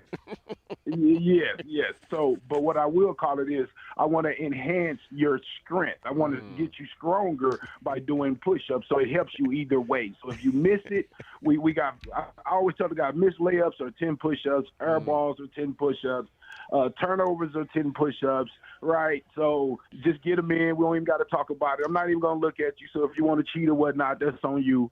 But, yeah, for sure, man. Miss layups, turnovers, not smart turnovers. Free throws, not so much. I mean, when we're drilling, when you're doing drills, whatever. But in the game, that's a little wild. Yeah, but DK, I mean, the lesson there from Ivan Karchenkov's dad is not a lesson for free throws. That's a lesson for shooting. We talk a lot about Koa Pete's shot, Kelvin, maybe being a little flat. And we've used that word quite a lot this year. And what does that mean? It just means that there isn't quite enough arc on it, right? And think about a free throw. If you are hitting the front of the rim, DK, what chance does that ball have to bounce and go in? 0. Right. So the idea that you want to get more arc on it and give physics, Kelvin, a little chance to be a little bit of lucky. You're going to try for all net every single time. But if you get the ball up on the rim, that gives you a chance for that ball to drop in. So always a good idea for shooters, young shooters, Kelvin. You want to make sure that they get the ball up and have arc to their shot. Otherwise, that chance of you getting an extra couple of bounces and getting a little lucky, it's not there. All right, let's hear a little bit more from Ivan on that subject and others as he experiences the NCAA Tournament for the first time. We got Ivan Karchinkov here. Ivan, you were talking on Sunday about some lessons that your dad taught you when you were growing up about shooting free throws. When did that start for you? Right as I started, playing basketball with him, as soon as he started teaching me the basics, and I was short on many free throws, and then he, implemented that rule that we stick to even during the game. Why did he say not to be short? Like if you're going to miss on the back of the rim, I would imagine. Yes, he said give the ball a chance to at least, if you even super long, you can even bank it in. But if you're short, it's just going to cling off the front rim and never had a chance, basically. So basically, he's saying give it a chance to go in. How many push-ups through your lifetime do you think you did, missing free throws? A lot, definitely a lot. During the game, it stays, 10. But, a lot of free throws, especially in my young age. But it got less over the years. Do you still do that? Is that something like you say, okay, if I'm in practice, I miss a free throw, I'm going to get down and do my push-up still, or is that far gone at this point? It's not far gone, but when I miss a couple of free throws short, I remind of myself, oh, hey, let's not miss short. I would rather miss long, and then I just do a correction. It's basically my pops was doing it so I can correct myself easier. Ivan Karchinkov is our guest, freshman forward for the Wildcats. What did it mean for you to have your parents in Kansas City last week? A lot. I loved, looking in the crowd and my mom waving and my pops waving, or my pops nodding, not the biggest emotional guy, but no, it meant a lot. It's great, especially winning with my parents. Having the moment together is great. When he's nodding, what's he happy about? See me out there. Just see me out there play. For him, whatever I do on the court would be good or bad. I can always be better. So just see me out there, and yeah. Speaking of bank shots, the one you hit against Houston, did you think that ball was going in? Is that a situation that you work on late shot clock? I just want to try to get it up close, and if I gotta use the glass, I use the glass. So me and Braden have a little connection. I'm always ready if he tries to go over the screen, he gets double teamed, and wants to throw me a grenade. I told him I'm always ready to. A grenade? Yeah, because end of the shot clock. That's how we call it. And I told him, look, I'm always ready. And I knew he's gonna pass me the ball. When I released the ball, I didn't want it to be a bank shot. But then I saw the arc going left a little bit. I'm like, ooh, that could go with the bank. And then it did, and I'm like, oh, yeah. You said on Sunday you really don't know a whole lot about March Madness, the brackets, and all of that. Are you aware of the term one shining moment? You said what? One shining moment. Are you aware of that term and what that means during the NCAA tournament? I mean, it's probably the one time to shine, probably. I don't know. No, I mean it's game to game, and especially for the small teams, it's a chance to show themselves and present themselves on big television. I'm going to tell you, one shining moment is a video anthem they play at the end of the NCAA tournament after the championship game. Have you ever seen that? No, first time hearing it. No, I'm sorry. What is that? I mean, for you, for not growing up or in this environment, the hysteria of this tournament, do you think that gives you an edge that keeps you calm this week?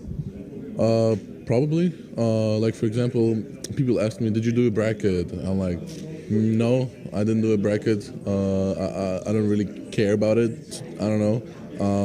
I just care who we play. And we play, our opponent tomorrow. And, that's all that matters for me right now. Yvonne, best of luck. Thank you so much. That's today's Spotlight on a Cat. Brought to you by O'Reilly Chevrolet. Get more with O'Reilly Chevrolet. All right, Kelvin, have you ever referred to when you get the ball with time waning on the shot clock as the grenade? Oh, yeah, definitely. That's definitely not a European term. No, that's a really old. I was trying to tell DK yesterday, Kelvin. I'm like, that's the thing. Just think of it, DK. What happens when you pull the pin out? Yeah, that's right. You got to get rid of it. 3-2-1, right? That's the idea. Here's the ball.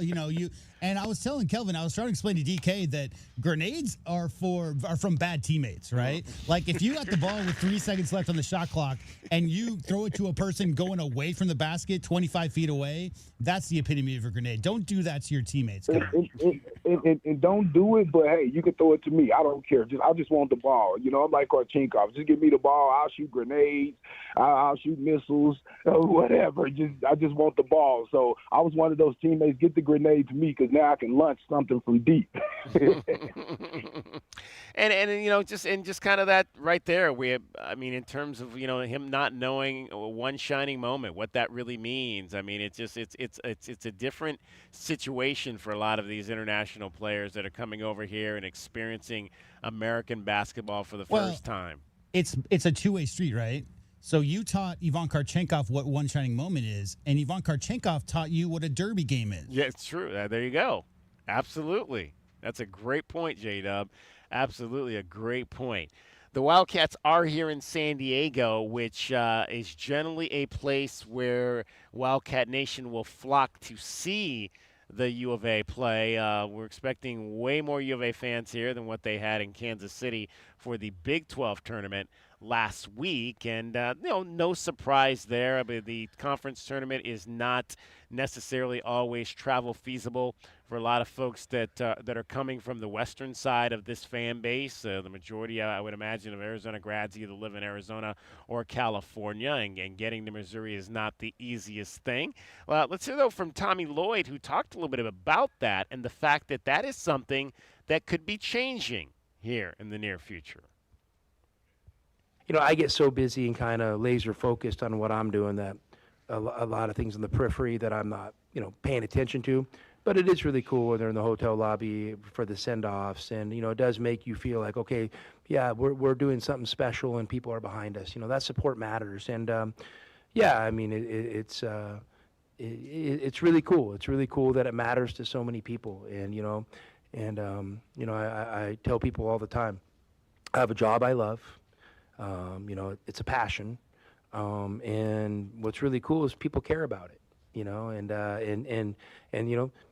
sometimes that care can lead to heartbreak or frustration or, but that's life. And so I love that. I love that Arizona basketball is so important to so many people. And I love that people are excited about it right now. I love that people, just are so locked in on this tournament. And I understand why a lot of people don't go to Kansas City yet, but I'll give our commissioner credit. I mean, he came up to me and he's a forward thinker. He's talking about, and I'm not joking here, next year making sure there's direct flights from Tucson to Kansas City built around this tournament. I think I was like, wow. He's like, yeah, no, we can get that done. I'm like, really? Okay. I think that was pretty cool. And then it's because the tournament's going to be there at least till 2031, and who knows, maybe beyond. So, obviously, we want to perform well in the tournament, and, it's probably about time for some of our fans to think about going. But I also understand why they're not going this year. I understand people don't have endless amounts of money, and they're so excited about this team, and with the forecast that we're probably going to be in the West region playing in California, that's where their extra income that they have to be able to spend on stuff they're hoping to spend on those weekends. So yeah, it's pretty special. It's special to do that, and Kansas City was great. They do a great job running the tournament. There's not one thing wrong with how that tournament's run. I haven't got out in the city too much because we're working, but I'm sure it's great. Bruce can fill me in sometimes in all the hot spots. Only at the arena and the hotel all weekend. Bruce, you need to get a life. You play every day. It's just insane. Hey, the article's already written. Come on, they just write themselves. Oh yeah, I like it. Let's go day by day. We're locking in. We're on the same page now. About time. Bruce said he is just at the hotel and the arena. That's it. But guys, I'm interested. Like, what kind of power does Brett Yormark have that he can start engineering flight plans? I would think that that's not something a conference college commissioner can go to Southwest Airlines or American Airlines and say, hey, I need some flights from Tucson to Kansas City. I'm anxious to find out how that works. I can tell you how it works. It's a business thing, right? So, Brett Yormark's a businessman. Listen to him talk. And so all he has to do is show the figures and data of how many people would use those flights if they were available, right? So you're talking about the buying power and spending power of the Arizona market and how rabid they are about basketball, Kelvin. So, all you have to do is, get your numbers guys to put together a spreadsheet and send that to those airlines if they don't have a direct flight. And if it's only for those weekends, yeah. So it's not necessarily Brett Yormark calling up his good buddy, the CEO of an airline. They just got to prove that there is a need for there to be direct flights. And, it's, 20-hour drive to Kansas City from Tucson? Yep. Yeah. So, it just makes sense. If you want to see more, Cardinal and Navy in Kansas City in the building for the Big 12 tournament. But like you said, DK, I think the fact that this is, we've known for some time, Kelvin, that the U of A was very likely going to be playing in San Diego. Arizona is always well represented in Southern California. So I think some people probably just saved their travel money and decided to go to San Diego rather than KC. Yeah, that's exactly what happened. I mean, people figured regardless of what happened in KC, they wanted to see the Wildcats play in the tournament. We know how our fan base is. They want to see the results of playing in the NCAA tournament. But I think it's just smart business when it comes to the flight from Tucson to Kansas during that time, because Kansas City during that time, because he can easily tell the airlines, look, they won the championship last year. We want that team represented. They're going to try to come back and repeat. It'll be interesting. If and when we talk to Brett Yormark, that'll be the first question I ask him. How are you engineering these flights we heard you talk to Tommy about?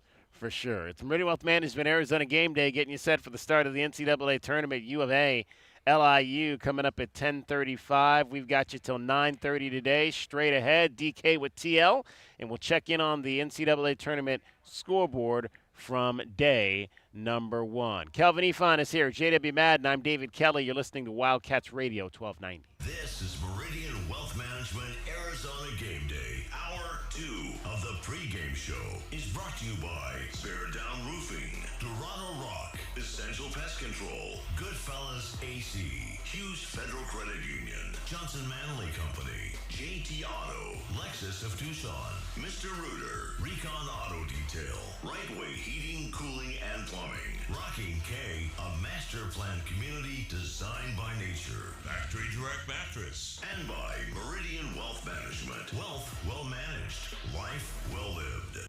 Ready to score a new vehicle? Whether you are looking for a new car, truck, or electric vehicle, at Royal Kia, we know exactly what you want. A quality vehicle at a great price and to be treated fairly.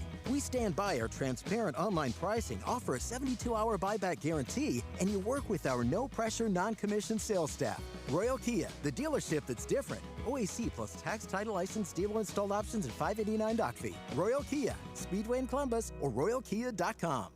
It's your time to shine. This is Desert Diamond Casino, the spot with Arizona's only hometown sportsbook, the hottest slots and tables, and off-the-charts energy you won't find anywhere else. Here, there's always a fun-filled, action-packed, downright unforgettable night right around the corner. So let your hair down, turn the sparkle all the way up. It's time to live the diamond life. Desert Diamond Casino. An enterprise of the Tohono O'odham Nation. You know it. Your neighbors know it. And let's face it, the mailman knows it too. Your yard just isn't what it used to be. But thankfully, Dorado Rock Materials can get you, well, your yard anyway, back to what it once was. And even better, Dorado Rock Materials has just what your yard needs, from decorative rock to boulders and everything in between, brought right to you. And if you need help spreading it, we can help with that too. Dorado Rock Materials. The right service, the right product, the right price. Hi, I'm Jordan Benjamin with Done Right Services. When your home or business needs HVAC, plumbing services, or electrical work, choose a genuine local Tucson company, Done Right Services. With decades of trusted experience and upfront pricing, Done Right Services treats every customer like a valued neighbor. From upgrades to urgent repairs, our licensed professionals deliver quality, care, and craftsmanship you can count on, getting it done right. Call Done Right Services today at 520-369-3966 because you deserve it done right. At Goldberg and Osborne, we know Arizona. It's where we live. It's where we work. It's where we've fought and won cases for the injured since 1989. Throughout our history, we've approached every case with a single focus: you. And we've got thousands of 5-star reviews to prove it. Put us to work for you by calling 1-800-THE-EAGLE today.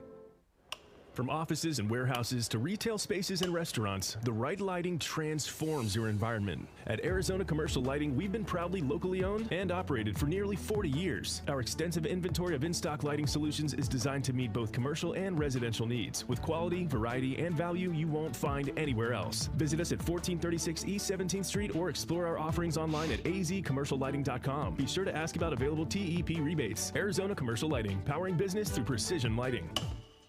Hi guys, I'm back. What's new? Tucson Appliance Scratch and Dent Studio. All the Scratch and Dent merchandise has its own new studio. There were so many Scratch and Dent discounted items, now they have a place of their own. I love it. A whole Scratch and Dent studio right next to Tucson Appliance. They don't look like Scratch and Dent. But it shows in the low prices. Tucson Appliance Scratch and Dent Studio. Proud local supporters of the Okay, you want me to play this Noah Eagle highlight out of the open, or are you going to call for it? You are a priority. JT Auto, where customers are family. Scoreboard Trust your or whatever. vehicle to JT Auto, professional and reliable automotive repair and maintenance services. Yeah, JT that'll Auto be is conveniently located on Fort Lowell and Country Club. Open Monday through Friday. JT Auto is a that'll be a full-service auto shop with satisfaction guaranteed, offering you the best in tires and wheels, auto repair, oil changes, computer diagnostics, suspension and brake service, and heating and AC. Bring your car to JT Auto, where customers are family. 623-7066. That's 623-7066. Our Window Depot coverage of U of A basketball continues. This is the Meridian Wealth Management Arizona Game Day pregame show on Wildcats Radio 1290. Now, back to your hosts, David Kelly, the captain Kelvin Yvonne, and J.W. Madden. Cats with the ball, Bradley. Nice little jog across midcourt to set up the offense. 7:10 to go in the first half. Now puts it on, drives the lane. Up and under. Lay-in is good, and he's fouled. Oh, vintage Jaden Bradley. Jaden Bradley, we'll hear from Tommy Lloyd here coming up on where his wrist is in terms of health heading into today's NCAA Tournament opener against the Long Island Sharks. 520-848-1290 if you'd like to get in on the program. Our guy Fred Scheib is listening as always. And Fred reports it is 32 degrees in New Jersey to begin the morning.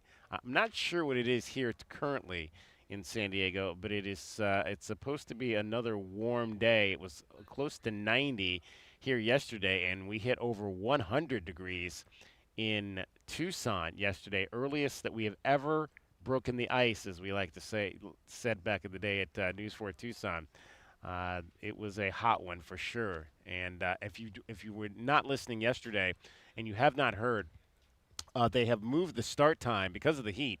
They have moved the start time of tomorrow's softball game between Arizona and Arizona State, which was supposed to start at 3 o'clock in the afternoon at Hillenbrand Stadium. They have moved the start time of that game to 6 o'clock in the evening. So if you have tickets for Game 2 of the series between the Wildcats and the Sun Devils in softball, that game on Saturday will now be at 6 o'clock and not at 3 o'clock. So a month early. Yeah, a little I think bit April earlier. 11th was the previous record for earliest 100-degree day. Yeah. All right, day 2 of the NCAA Tournament. Let's take a look back at what happened on day 1. Let's take a look at what's happening today around the rest of the country. The Wildcats Radio 1290 Game Day Scoreboard is brought to you by Goldberg and Osborne. Goldberg and Osborne, Arizona's leading injury law firm. There were some 82-78, 3.7 seconds remaining. Stevenson, baseball pass, into the front court. Basar catch, turn, fire, off the heel, no! VCU! Back from the dead, down 19 points in the second half, and the Rams keep running into the round of 32 in Greenville. 82-78, the final. There you go. That's an 11 seed beating a 6. Virginia Commonwealth, taking down Henry Vasar and North Carolina, 82-78. In overtime. The one-time Wildcat Vasar finished that game with 26 points and 10 rebounds, but it was not enough because Terrence Hill Jr. poured in 34 for the Rams. Now, this was interesting. After the ball game, Phil Martelli Jr. is the head coach of VCU, and he shouted out his student media for all that they have done covering his VCU team this season. Ben Rikosh, WVCW Sports. Coach, walk us through the last. Hold on, I am going to shout you guys out. Watch, I know there's a lot of professional media here. Our student media, the best in the country. They are unreal. Unreal. 3 of these guys drove in a snowstorm. I'm not sure why they did it, but to Davidson, to cover Davidson. They came out to St. Louis. They've been everywhere along the way. They did miss a game for one of them did miss, two of them missed a game for Valentine's Day, but we won't talk about that. I understand young love is young love, but this crew right here, like I told them in Pittsburgh and I tell them again, cannot thank you guys enough. You are what this is about, right there. And watch, I said it in Pittsburgh. The rest of these are getting paid. Not enough. They don't get paid enough, but they are getting paid to be here. They're not paid to be here, and they show up every single day, every single game, and I can't thank you guys. Sorry, go ahead. No, I appreciate that. Those words truly mean a lot. That's awesome. That's awesome there by Phil Martelli, as someone who came up in this business in student media and was at not maybe NCAA tournaments, because unfortunately when I was at USC we didn't make it to any of those. But to go to Rose Bowls and those types of events and to be able to cover these events as a student journalist is so much fun and so rewarding, and is the way that so many of us started our careers, and to hear the coaches have appreciation for that is really cool. Really hey, Kelvin, cool. How many snowstorms do you think David Kelly drove through the night to get to cover the USC Trojans football team? Probably up there in Pullman, Washington, but that's probably the only place. And no, actually, the time I went to Pullman, we played there in September, so it wasn't real bad. No, you didn't get the real experience. It was a little chilly that one November in South Bend, but there was no snow. So yeah, I didn't ever drive through any snow to cover. I drove through some hot deserts to get to a lot of trips to Tempe to cover USC teams playing at ASU. I remember those trips, but that was about the extent of that. So also yesterday, Sean Miller's team advanced as they beat BYU 79-71. They won their game in the first four, and now get a chance to go on to the round of 32. Their big man, whose name I butchered yesterday, and I'm probably going to butcher it again, Matis Vokataitis, scored 23 points and had 16 rebounds in that game, enough to offset A.J. DeBonce's 35 points and 10 rebounds in what was likely his final game in college. Let's hear from Arizona's former head coach Sean Miller on A.J. DeBonce.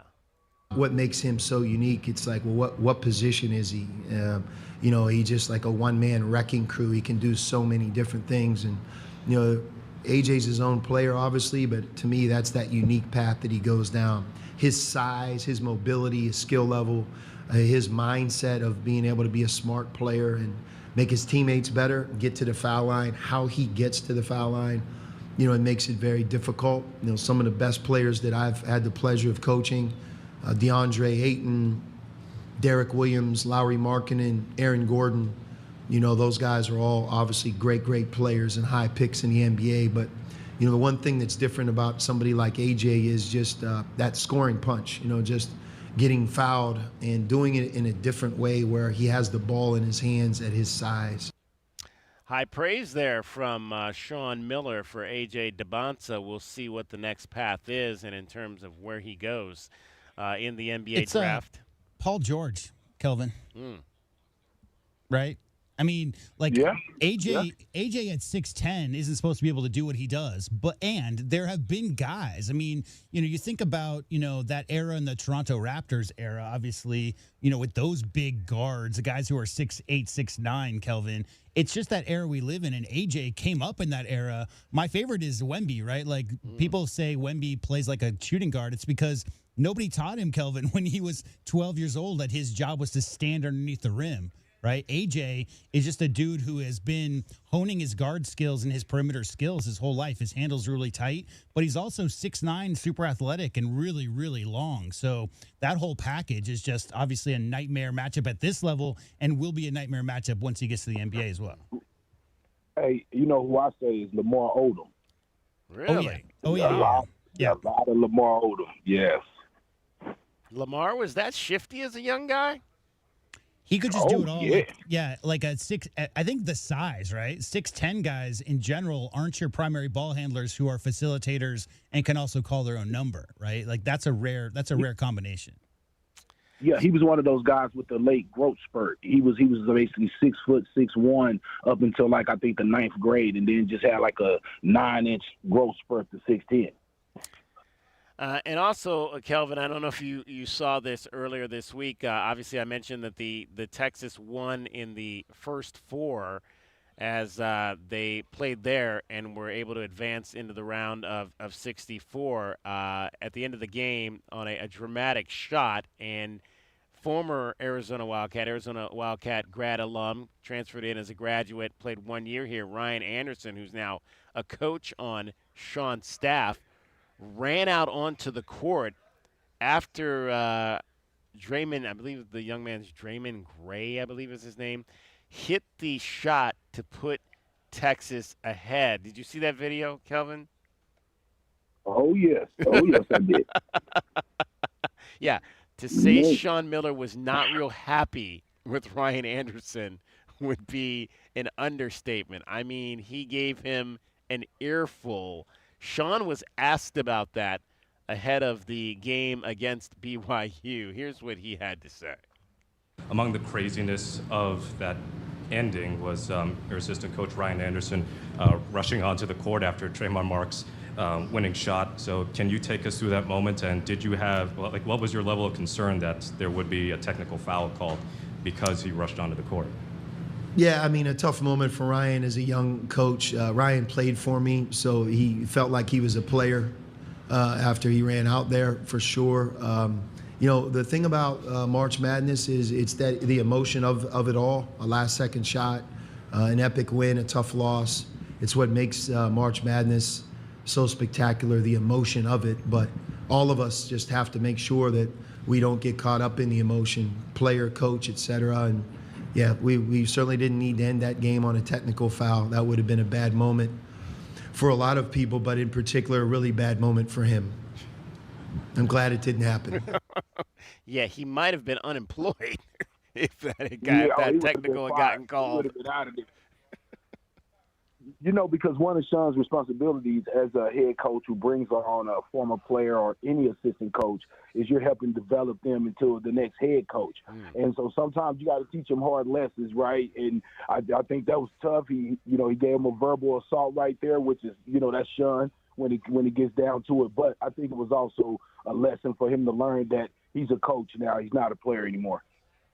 Yeah, and I think, Ryan obviously probably thought the shot had ended the game. There was 1.1 seconds left in the game, and so that's where you run into that little bit of an issue that there was still time left on the clock when that occurred. So you got to be careful. You got to be mindful of those things if you're a head coach to stay off the floor. For listeners out there who maybe didn't see the play, he wasn't 2 steps on the court.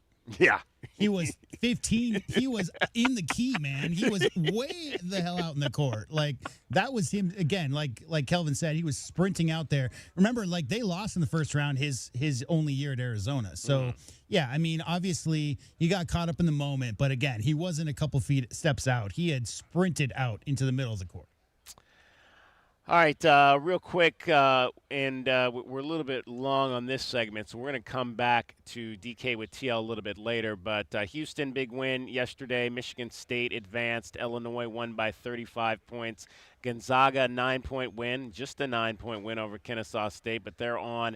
Nebraska got their first ever NCAA Tournament win in program history. Arkansas, big over Hawaii. There were a lot of people that were picking Hawaii to maybe get the upset in that game. It didn't happen. High Point, though, was the team that got the other upset yesterday. Did I put that highlight in there, J-Dub? I don't know if I did. I don't think you did. Yeah, let's hear the call of High Point's final few seconds. Rhodey gets the basketball. Rhodey is looking. He'll throw the baseball pass into the front court. It is intercepted by Anderson, and the Panthers have reached their highest point. The High Point Panthers stun Wisconsin 83-82, and High Point will move to the second round. Ryan Radke, Arizona grad, with that call as High Point takes down the 5th seed Wisconsin Badgers 83-82. Did you see that stat, Kelvin?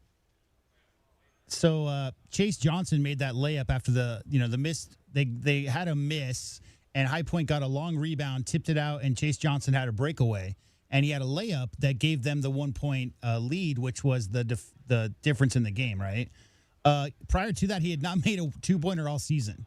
So he made 114 3-pointers and 0 2-pointers, and his first two-pointer of the season is with 10 seconds left to give his team a win in the NCAA tournament. It's crazy. Crazy, man. When I heard that and I saw it, I was like, you talking about, one job. You have one job, right? Right? So much, it was one job so much that I went and did the math. He only took 4 2-point field goal attempts all year. So he had 116 field goal attempts leading up into yesterday's game, and 112 of them were 3-pointers. So didn't even look at the rim from inside the arc. Vandy advanced. So did Louisville beating South Florida. That was one upset I had that did not happen. We mentioned North Carolina losing. Texas A&M gets a win over St. Mary's. I had Texas A&M in my bracket. Ohio State loses to TCU. I had TCU as well. I did not pick St. Louis. I thought Georgia would win that game, and St. Louis blew the doors off the Bulldogs. Duke also obviously survived Siena despite being down double digits to that game early in the second half. Kelvin, you want to talk about that one? Right, we'll get back to that. I do want to talk about that, but let's get back. We'll get back to that Duke-Siena game a little bit later in the show because we do have to get to break here because we've got another interview straight ahead. It's Meridian Wealth Management, Arizona Game Day. U of A and Long Island coming up here. 10:35 is tip-off in San Diego to begin the NCAA tournament. When we come back, we'll find out more about the Sharks. We'll talk to Phil Constantino, their broadcaster, straight ahead. Kelvin Ifan, JW Madden, I'm David Kelly. You're listening to Wildcats Radio 1290. The Wildcats Radio 1290 Game Day Scoreboard is brought to you by Goldberg and Osborne.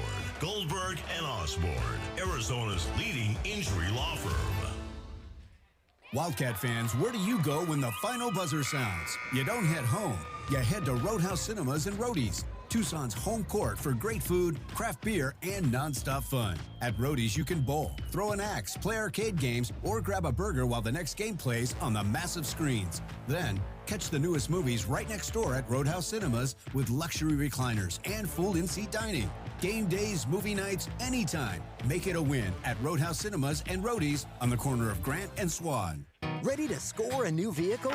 Whether you are looking for a new car, truck, or electric vehicle, at Royal Kia, we know exactly what you want. A quality vehicle at a great price and to be treated fairly. We stand by our transparent online pricing, offer a 72-hour buyback guarantee, and you work with our no-pressure, non-commissioned sales staff. Royal Kia, the dealership that's different. OAC plus tax, title, license, dealer installed options, and $589 doc fee. Royal Kia, Speedway in Columbus, or royalkia.com.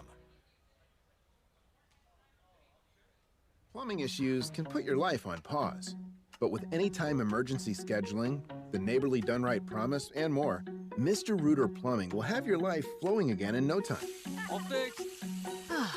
Much better. Mr. Rooter is proud to cheer on the Cats. Mention this ad for 10% off any plumbing service. A win for the whole family. Bear down, Arizona. Mr. Rooter Plumbing, a neighborly company.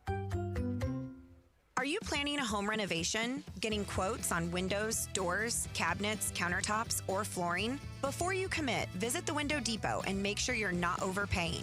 The Window Depot is your one-stop shop for top quality products at the lowest prices. We're locally owned and operated with no installers and no middlemen, so you save big. Perfect for DIYers, contractors, and homeowners. Visit a location near you or shop online at thewindowdepot.com. The Window Depot, more than a window store. Ready to update your kitchen, create a spa-inspired bathroom, or a backyard oasis? Put the equity in your home to work for you with a home equity line of credit from Hughes. Borrow between $10,000 and $250,000 and enjoy flexible terms and no prepayment penalties. With Hughes Federal Credit Union's one-rate guarantee, there's no switching rates based on your credit score. All our members get our same low rate. Learn more at hughesfcu.org/HELOC. Insured by NCUA, Equal Housing Lender. Certain restrictions apply. Morning begins in the Rincon foothills. Rocking K, a master-planned community and place to call home, offering distinct neighborhoods designed to fit your lifestyle. Explore the outdoors, walk the trails, visit Saguaro National Park. Enjoy community parks and make new friends at Rocking K resident events. Walk to Vale School District's newest campus in Rocking K, Saguaro Creek. 17 model homes, 6 quality builders. Move-in ready homes available from the 300s. Rocking K, designed by nature. A community by design. Advantage Air Mechanical, the team you can trust. Call 792-9400. When it comes to the comfort and indoor air quality of your home and office, Advantage Air Mechanical has you covered. Breathing healthy air and having reliable air conditioning is important. If you or someone you know is in need of air conditioning services or a new system installation, we are here to help. Advantage Air Mechanical, 792-9400. AZROC 214570. All right, she's inside. Are you good? Yeah. It's just, she's my baby girl, you know? I do, and ceramic coating was a good choice. Oh, she's beautiful. Yep, I know. Recon Auto Detailing. Enhance or restore your baby to her former glory with paint recondition, ceramic coating, paint protection, tinting, and more for full protection of your vehicle inside and out. New cars, old cars, we love them all. Recon Auto Detailing, 3829 North Oracle Road, Tucson. ReconDetail.com.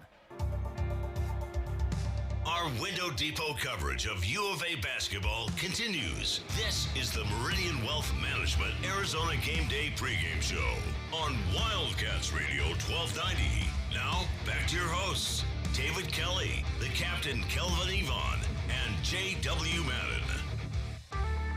Pete drives the lane, lean in, shot banked, and goes. Strong move for Koa Pete.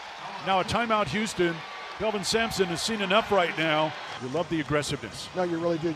You can see Koa Pete likes the matchup tonight. He understands he has the physical advantage, and you knew he was going to bounce back. You know, even though yesterday he did a nice job of facilitating, doing other things, they need him to score. They need him to be aggressive. Time now for a look at today's Wildcat opponent. The Scouting Report is brought to you by Jack Furrier Tire and Auto Care. Jack Furrier, since 1960, here to get you there. Arizona going to be taking on Long Island, the Sharks. Let's find out a little bit about the Sharks. Joining us now is their play-by-play man, Phil Constantino. Phil, appreciate you taking some time to join us. How did your guys' workout go today? It's good to be with you. The workout was, I think, a lot of fun for our guys. You know, the opportunity to have an open practice in front of all of the media, in front of the broadcast crews. You know, it's a unique experience, and you know, only one team from the NEC gets to come and do it every year. It was early because we're going to play pretty early local time tomorrow. That's a little bit abnormal, but it was a great experience for our players and for our coaching staff, because it's not something that a lot of our kids are used to. None of them have played in an NCAA tournament before, and our coaching staff, none of them except our head coach, has coached in the NCAA tournament before, and our head coach has only been an assistant coach in the NCAA tournament. Yes, he's been to Final Fours. Yes, he's been in national championship teams, but as an assistant coach, and he played, obviously, as a player back in the day in the NCAA tournament. But it's a unique and it's a fun experience for our guys. Well, obviously the head coach is Rod Strickland, longtime NBA great. I mean, our head coach, Tommy Lloyd, was just gushing about Rod Strickland being one of his favorite players growing up with the Portland Trailblazers. It has been a slow build over the course of the last 4 years as this team has progressively gotten better and better and better going into this year, obviously, and you guys coming in here with 24 wins on the season. How has Rod Strickland built this? Yeah, it took him a little bit of time to learn. You know, he's 59 years old, soon to be 60. He didn't become a head coach till after he was 55. A lot of years in coaching as an assistant. He worked a little bit in the NBA league office, working with the G League guys. But he didn't become a head coach until later in life. And he's sort of, there's no simulation for becoming a head coach in college ball for the first time. He had to learn. And he also got the job rather late. It happened quickly in the summer in July 4 years ago. And so he had to take time to instill his culture, take time to recruit his players. Year one, they only won 3 games. Year two, they felt like they were making progress, but there were some injuries that hurt them, and they only won 7 games. Credit to the university and credit to him and his staff for sticking with it. Credit to some of the players who have stuck with him. Year 3, when I came along and joined the program, they really had it rolling. And last year, they finished over 500. It was a definite turn of the corner. finished number 2 in the NEC and just had a bad second half in the NEC semifinals to snap a 7-game winning streak, and they were the hottest team in the conference at the time. They were up 15 on St. Francis, the eventual conference champion, on their home floor in the semis, and lost on a foul of a three-point shooter in the final seconds. They felt like last year was the year that they were going to make the jump and make the NCAA tournament. They were feeling really good down the stretch. They were, again, the hottest team in the league at the time, and it just didn't happen. So you got to continue to learn how to win those games, right? And then in the offseason, that main core, a lot of them entered the portal. A lot of them ultimately chose to come back. Malachi Davis, Jamal Fuller, Shadrach Lassu are the 3. And then they added good players around him. Greg Gordon, Jomo Goings, some of the guys that you see on the top of the stat sheet and in the starting lineup were additions this offseason around that core. So it's been a slow build, and it's been a build where you can work a basketball life and still not have a simulation of how to be a head coach. You have to learn. And I think that's what, if you talk to Rod, he'll tell you, I've had to learn a lot of these things for the first time. It's interesting you use that phrase. We're live streaming our video here, and the headline I've got on this interview is "Learning Long Island." Philip Constantino is our guest, voice of the LIU Sharks. It is your scouting report, brought to you by Jack Furrier Tire and Auto Care. Jack Furrier, since 1960, here to get you there. Both these teams very similar in that they won their regular season conference titles as well as winning their tournament conference titles. Obviously, though, for a team like Long Island, they've got to win their tournament conference title to get in. How do you describe the pressure of that, Phil? Because obviously we saw what happened with Miami not winning their conference title. Still, obviously, though, because of what they did, being able to get in. But this is a team Long Island did not have that luxury. Y'all had to win your conference tournament to get to this point. So think about it this way. Go back to the preseason. I just mentioned you have those main core guys coming back. LIU was preseason unanimous number 1 in the NEC. That doesn't happen that frequently. It also hasn't happened very frequently in the NEC that the number 1 seed in the conference tournament gets through and wins the conference tournament after winning the regular season. That CCSU, for example, Central Connecticut State, has been upset multiple times as the number 1 seed in the last few years, and despite great regular seasons, has not gotten through. And then you add to it the unique situation that there are some schools transitioning still in their reclassification process coming up from Division II. So LIU actually clinched its spot by winning the semifinal game, but then had the pressure of having to win the championship game, because who wants to be that team limping into the NCAA tournament as a technicality? Yeah. Nobody wants to be that team. So there's the pressure of getting it done and the pressure throughout the season and all the hype and the expectations at the beginning of the year, then managing that through the year, and then all of a sudden you get to the conference tournament, you're shockingly in earlier than you expect with a win over the 7 seed in the second round of your conference tournament. Yeah. And then you got to show up on Tuesday night. You got all the hoopla about the viral fins up movement and the attention and the cameras that are now also in your gym that you didn't usually have. And you have to manage that. So credit to Rod and his staff for managing that. Credit to these players for making it that there was a focus. They wanted to win a championship.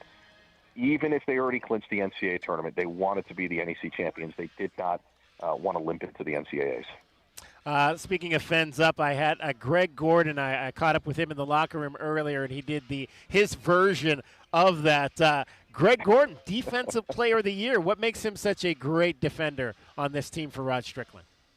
More than anything, Greg Gordon. I'm sure you learned this when you would talk to him in the locker room. Coach Rod calls him Mr. Personality because it's not uncommon for him to, when we go on the road, just walk the lobby like he's a politician and talk to everyone and get to know everyone. He's a fun guy, just a great kid.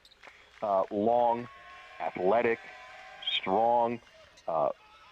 His ability to affect plays defensively, get hands in passing lanes, his ability to just stymie ball handlers and reach in and get deflections on passes, deflections on a dribble drive, and turn that into offense at the other end is an electricity in our league that you just don't see. It's abnormal. And it's funny because he was a second-team all-conference guy. He was our third leading scorer. LIU's got 2 other guys that score more points. But when push came to shove, there's an argument to be made that Greg's the best all-around player that LIU has. And come conference tournament time, he was the tournament MVP because he just completely wreaked havoc and did exactly that. Tips, deflections, leading the breakouts, and that's what this team wants to do. They want to get out and run with everyone. Phil Constantino is our guest. He is the play-by-play man for the Long Island Sharks, another guy that's been a leader on this team, a guy that we saw actually as a freshman, not play much, but he was on the roster at Arizona State out in the Pac-12 Conference. Malachi Davis, now one of the leaders on this team. What has Malachi been since coming into this program? Well, Malachi's just a fantastic scorer. And at our level in the NEC, he really stands out. Last year, his first year at LIU, probably should have been the player of the year. He's had to learn over time how to fit with the different parts, sometimes learn the hard way. Always could fill it up. What I give Malachi a lot of credit for is you have all the expectations. So he's a preseason first-team all-conference player. He's the guy who's expected to be the NEC player of the year at the start of the season. Again, very easily could have been it last year, finished runner-up in the voting, probably should have been the player of the year last year. And he has found a way with the improvements of Jamal Fuller, who's actually LIU's leading scorer this year, with the addition of Greg Gordon, the addition of Joe Going, some of the new guys. He's found a way to become a little bit more of a facilitator. His assist numbers are up. He's matured and grown as a player in a way that if you're an LIU fan, you can see the stark difference from last year to this year. He is the linchpin of all of it. The whole championship expectations, the unanimous preseason number one. He entered the portal after last year, as a lot of kids do nowadays. It's kind of an expectation. But then he chose to come back to LIU. And that sort of set in motion other guys coming back. That set in motion a little bit of a hot recruiting period where people now wanted to join this team that's expected to win. So he's sort of the linchpin of all of it, even if the numbers don't necessarily say that his numbers are the best on the team this year. He really, in many ways, makes it go. It's your scouting report brought to you by Jack Furrier Tire and Auto Care. Jack Furrier, since 1960, here to get you there, getting you set for the Wildcats and LIU, chatting with Philip Constantino, the voice of the Sharks. Phil, what in your mind does LIU have to do to win this game and become the third team to upset a number one? We almost saw it happen today. Yeah. Well, this is not. You guys aren't going to play. You guys aren't going to play everybody 40 minutes, are you? Like Sienna did. No, I don't think we're going to play. The rotation will be about 7 or 8. I don't think we're going to play 5 for 40 minutes. That would be completely abnormal. That was a great game earlier. We were all watching it here at the hotel. I mean, you guys got a good team. Arizona's a good team this year, and I think there's a real argument with some of the injuries that Duke has had, some of the other top teams that have floundered a little bit down the stretch, that Arizona's the best team in the country right now. So there's no question that this is a tall task. I ask Rod Strickland in pregame interviews all the time, what's the key to the victory today? What's the matchup today versus the opponent? And he goes back to 3 basic principles every single time. And, yeah, Arizona's a great team, but he loves his guys, and he'll take his guys into battle against any opponent following these 3 principles, and that is they need to defend, they need to rebound, and they need to be the tougher team. And if you ask him what the keys to the game are for any game, those are the 3 keys that he will tell you every single time. And I first heard it, I thought it was a little coach speak-like, and then I kind of got to know Rod a little more, and I realized he genuinely believes this. And they've had some close calls against Power 4 teams this year. Teams not quite the caliber of Arizona, but had a close call against Mississippi State, who was a tournament team last year. Near upset of Georgia, who was ranked at the time and is a tournament team this year out of the SEC. So they've played these games against these high, upper echelon opponents. They've been able to keep a lot of them close, and they've been able to stay in it. And they certainly feel like they have the talent to be able to make it a game. And they feel that if they follow those 3 principles, defend, rebound, be the tougher team, that they're certainly not going to go out there and embarrass themselves, and you never know what can happen in March. Let me ask you this question, Phil. We had Rob Doster from Field of 68 on the show the other day, and I asked him this because obviously you guys are essentially New York City, and there's so much money in New York City. Rod Strickland's an NBA guy with a lot of connections. Could this be a school where you guys can get a lot of kids because there's, there is a large amount of capital in that region that where we are now with revenue share and all of that this could be a smaller school that could maybe build something like that if those avenues are there? Yeah, I mean, there's certainly always been the promise. There's certainly always been the promise at the school. I think some of the rules that have been relaxed probably favor schools in big cities in general now compared to schools in small towns. It used to be that you wanted to go to the school in the small town with the rabid fan base, and now it's a little bit different where money does have its influence in different ways, and the university being in the position that it's in, right in the middle of downtown Brooklyn, a hop, skip, and a jump across the pond across the river, I should say, from Manhattan, right down the block from where the Brooklyn Nets play. In fact, LIU in years past has played games at the Barclays Center. So, yeah, there's tremendous opportunity. It's a great university. It's a school that athletically, if you look across the board, some of the things they've done in other sports is on the rise. And I don't doubt that what Rob's telling you, I certainly agree with. I don't know if it's necessarily correlated to the modern era, although I can see that. But it's certainly a school that's headed in the right direction. And I think the regrowth, the resurgence of the basketball program, since the rebrand back in 2019 that a lot of folks know about, the resurgence of the basketball program at LIU is truly an example of how the school has grown and moved back in the right direction. Well, then I got to ask you real quick here, Phil. Because we were as we were learning Long Islander in this week. So is the Brooklyn campus the main campus, or is it the Brookville campus? So it's both. Both. It's truly a unique setup. The university in 2019 unified the two athletic departments. Used to be the LIU Brooklyn Blackbirds, which was the D1 school in Brooklyn, and then out on Long Island at Posts, about a 35-minute drive, no traffic, but oftentimes you hit New York City traffic. Was the CW Post Pioneers, a Division II, a very prominent and successful Division II program. And in 2019, the university leadership decided to athletically and operationally merge the two campuses, rebrand as the Sharks. I think if you ask a lot of folks, being honest, the timing of it, maybe with COVID coming right after, hurt a little bit. But as the university has grown and people locally have started to understand who LIU is, it's been able to recapture some of the magic. Because if you go back historically, and I'm talking like 100 years ago, LIU Brooklyn basketball was the team of the decade in the 30s, according to the NCAA, before Kentucky was a big deal, before UCLA was a big deal. They had NIT championships before the NCAA tournament was a thing.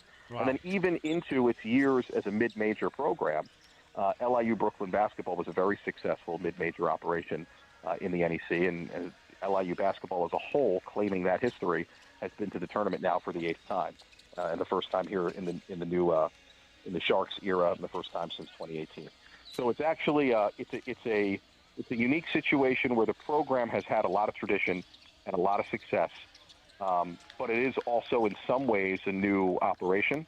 And I work between both campuses, and my staff works between both campuses, and football plays in Brookville at Post on Long Island, and basketball plays in Brooklyn and right in the heart of New York City. But it's a unique attribute that I think that very few other schools have. You name another school in the country that's right in the heart of downtown Brooklyn, New York City, and then has a equally as awesome campus among some of the most beautiful and valuable real estate in the country on the North Shore of Long Island. There's nobody else that has that. So I look at it as a tremendous attribute. And going back to your previous question, how the university can position itself and grow, that certainly adds to it because nobody else is operating the two campuses the way we are. There you go. Phil, hey, have a great call of this game, first-round tournament against Arizona. We appreciate you taking the time. All right, I appreciate it. Thank you. Philip Constantino, the voice of the LIU Sharks, and that's your scouting report for today. And that's the lowdown on the team U of A is about to face on the hardwood. The Scouting Report has been brought to you by Jack Furrier Tire and Auto Care. Jack Furrier since 1960, here to get you there. Wildcats Radio 1290 studios are brought to you by ICCU at ICCU.com. KCUB Tucson, a Cumulus media station. Get your backyard summer ready with a custom pool from First Choice Pools. A backyard oasis built around you. First Choice is a full-service builder of beautiful in-ground pools and backyard designs for years of staycations. If you want to dive in this summer, now is the time to visit TucsonPoolBuilder.com. First Choice Pools for installs, renovation, remodeling, and repair. Get started today at TucsonPoolBuilder.com. Ask about our 60-day pool. To be summer ready, First Choice is the only choice. It's a full court press this March at Casino del Sol and Casino of the Sun.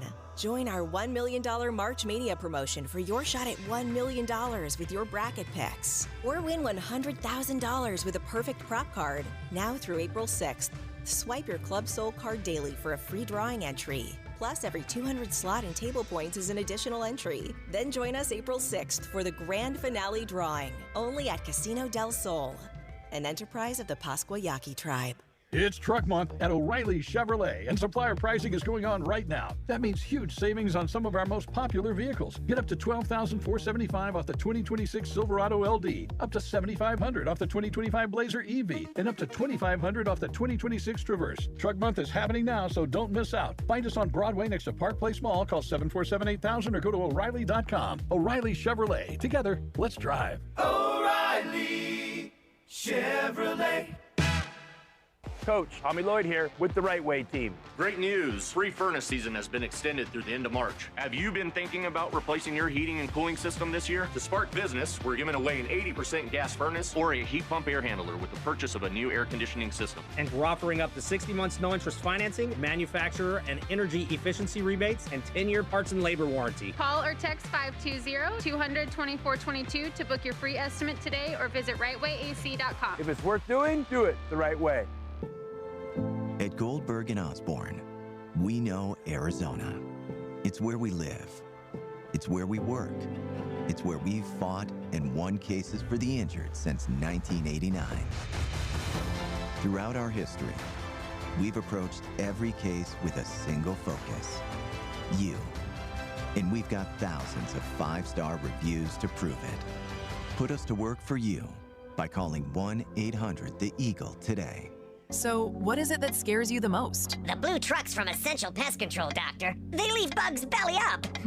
I use one of those national companies. Thanks, Doc. Those guys don't scare me. Spring is bug season. Go blue with Essential Pest Control. We'll eliminate those bugs, bees, and termites. Buy local and stop paying too much with those national providers. Essential Pest Control is a bug's worst nightmare. I can't sleep at night. Essential Pest Control. Call 866-3029. That's 866-3029. Or visit essentialpest.com. Day in and day out, we're inundated with commercials asking to review your portfolio or telling you to get a second opinion. This is Natalie Fernandez with Meridian Wealth Management, and I want to share the advice I give people every day.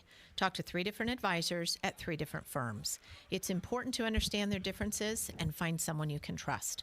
I want Meridian to be one of your 3, and then you will decide who is best for you. To learn more, call us at 719-1433 today. Advisory services provided by Meridian Wealth Management, a registered investment advisor. Sean Furrier for Jack Furrier Tire and Auto Care with Mad March savings all month long. Now's the time to save big with big deals on major brand tires like the long-lasting, quiet-riding Michelin Defender 2 and slam dunk savings on automotive repairs with big rebates up to $100.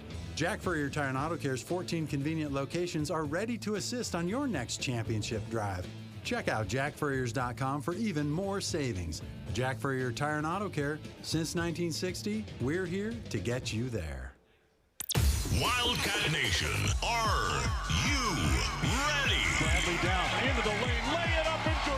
Previous turnaround jump hook is good. Del Orso springs a 3 out there and drains it. Milwaukee takes away the rebound and slams it home. It's a man's game. Bear down, Cats. Our window depot coverage of University of Arizona basketball continues with Meridian Wealth Management Arizona Game Day. The pregame show is brought to you by Meridian Wealth Management. Wealth well managed, life well lived. We are counting down to tip off for Arizona Wildcats basketball.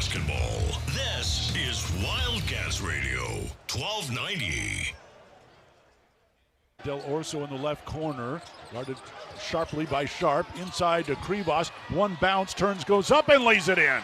Tough play there by Mo Krivas. First with the tough catch versus two defenders, able to get through and finish in the front of the rim.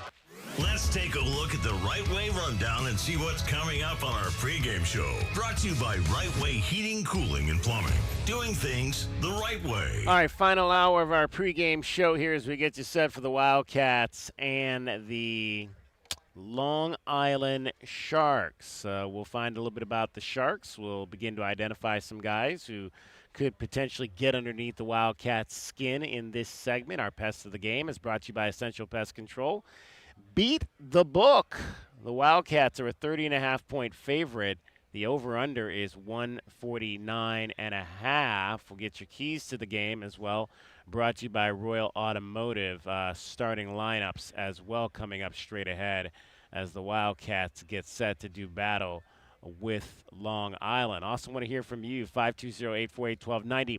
I do want to remind you, and again, due to Westwood One's exclusive rights to the radio coverage of the NCAA Tournament, we will no longer be able to stream those games at Wildcat or today's or any of the Wildcats men's basketball games at Wildcats Radio 1290 or on our app. However, you still can stream the Wildcats broadcast with Brian Jeffries and Ryan Hansen. You just have to download the Varsity app.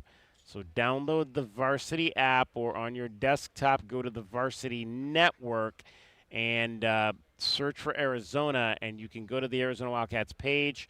There'll be a link on that page to the local broadcast that we normally are streaming on our website and app. So the Varsity Network is where you need to go, and we've head on over to our Twitter account, Wildcats1290.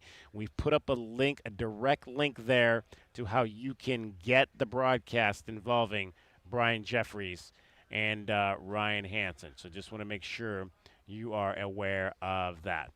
All right, let's start to identify some guys that could be pests to your Wildcats today. This is an interesting roster, guys. There's obviously a lot of transfers, as you might expect. There's also a lot of guys from the country of Canada who are on this roster this year, which makes it even more interesting to see the growth of the game above the border as well. Let's hear from Shadrach Lassou, and he talks a little bit about, obviously, Long Island coming in here as a major underdog against U of A. I mean, you got to go in with the mindset that you're going to win. I think all of our guys have prepared all the way up to this moment for this game, and I think we all got the mindset that we're going to come in and win. And I just think if you come in doubting yourself, you're gonna already put yourself back. And all of us, we got dogs from the top of the roster to the bottom of the roster, and I think we're confident enough, and we know that we're going to come in and do what we got to do and follow the scouting report and come in and perform. Cedric is a sophomore. He is from Winnipeg, Canada. He's not the only Canadian on the team. Greg Gordon is not from Canada. He is from Chicago, and gives you a little bit more of an idea of what the style is that you'll see today from LIU. A run and gun type pace. You know, we get up the court pretty fast. We take pride in our defense, so we're going to do our best to not let anyone get comfortable, you know, and establish any property in our paint.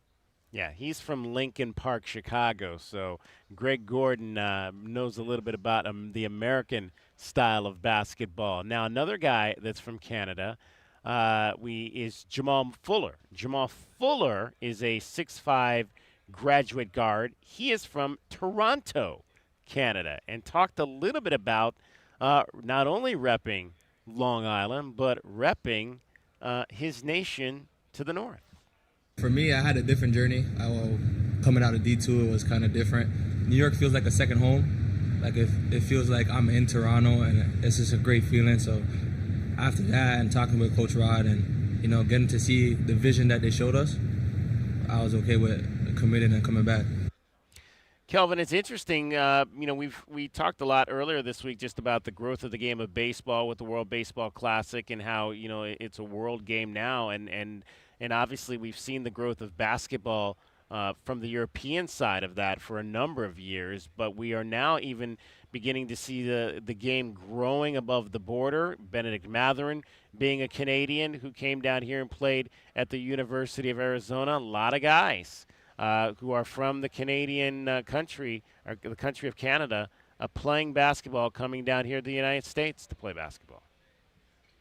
Yeah, I mean, look at SGA, man. You know, right. I just think of so many different guys. Dylan Brooks. I mean, it's just, you know, I remember Oregon was getting a lot of Canadian guys for a while over at Oregon. So, no, man, it's to me, I'm surprised it didn't happen sooner. I mean, there's a population of hoopers up there, guys that love basketball. Everybody in Canada do not play hockey, right?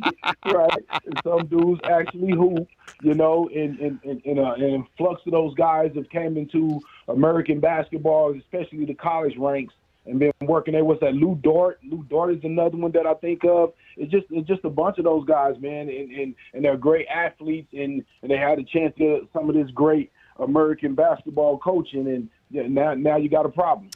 Well, I mean, it started with Damon. And then it was Vince Carter's town, right, forever. That was the hype in Toronto. I don't know if you know this, DK, but there's 9 million people in Toronto. It's a big place. Yeah. But it was Steve Nash, guys. Steve Nash with the back-to-back MVPs, right? I mean, you talk about putting Canadians on the map, but Shea is from Toronto, born and raised in Toronto. Jamal Murray is from Toronto. Andrew Wiggins is from Toronto. Corey Joseph is from Toronto. I mean, there's a lot of guys who grew up in that town who have gone on to great things in the NBA. So, Kelvin, I mean, you just show some kids at the park, hey, you know, you work hard enough, you could be that dude, and that's all the motivation it takes. You know, guys who come from my neighborhood are now MVPs of the NBA. And so, yeah, I mean, it's huge. Toronto is a basketball town at this point. Another guy who you heard earlier, Shadrick Lassu, he talked about the Canadian explosion of the game of basketball, particularly at LIU. Honestly, like, we're kind of repping a country on our back. And, you know, it's good to see that, you know, like, the guys from Canada are getting exposure. And there's a lot of good players in Canada who don't have as much exposure just because they're in Canada. And the fact that they're coming down here and being able to put on for their teams and come to a big tournament like this is really great. And I think it just is a sense of pride holding the Canadian flag on our back. And, you know, me, Jamal, and Malachi, we do it with our heads high. And we're just happy to do that and happy to be here overall. All right, who's it going to be? Shadrick Lassu, Greg Gordon, Jamal Fuller, Malachi Davis, who once put on an Arizona State uniform. Let's find out who's going to be that pest of the game. Who is the pest that the Wildcats need to be free from to win today's game? The Pest of the Game is brought to you by Essential Pest Control. Pest control with science. In Tucson at essentialpest.com. Kelvin, who you got today? It's definitely Malachi Davis for me, man. He's a guy that can create off the dribble, make things happen. He can score. He's going to be a matchup problem, and I'm excited to see how we handle it. Malachi Davis, says Kelvin Efon, J.W. Madden. Yeah, any of those four guards I think you could pick. I'll just go with Jamal Fuller. I think, you know, you talk about all the 6'5", 210 guards that they have coming at you downhill and trying to get in the passing lanes. He's a guy, obviously, who takes the most threes for that team. That's a team, we'll talk about it, does not take a lot of threes despite all the guard play. But when you have guys, he's their leading three-point shooter, most volume. When you have guys like that who can stretch the floor, it opens up the driving lanes for guys like Malachi Davis and Greg Gordon to get downhill. So Jamal Fuller for me today. All right, I guess I'll go with Greg Gordon then, who tried to wrap the Fins Up thing for me. We'll get into that coming up here as well yesterday, but did not do very well with that. Hopefully his game is a whole lot better. Again, he's a guy that can hurt you from three-point land. One of their better three-point shooters on not a guy that can hurt you from three-point land. More of a guy that's going to get the ball to the basket for you and play at the defensive end. And again, that's what the Wildcats or the Sharks are going to have to really focus on to try to stop the Wildcats is being able to force them into a lot of turnovers today. And Greg Gordon is the kind of guy that can do that for sure. So everybody's going guard heavy with the guys we think will get underneath the Wildcats' skin today. That's our Pest of the Game. Brought to you by Essential Pest Control. Pest control with science. In Tucson at essentialpest.com. Discover your perfect vehicle at Cactus Auto, Tucson's trusted destination for certified pre-owned cars for over 30 years. They offer a wide range of certified pre-owned vehicles featuring the brands and models you love. Their finance experts are here to provide you with top dollar trade-in offers and help you find the best financing options, regardless of your credit history. With approved credit, enjoy.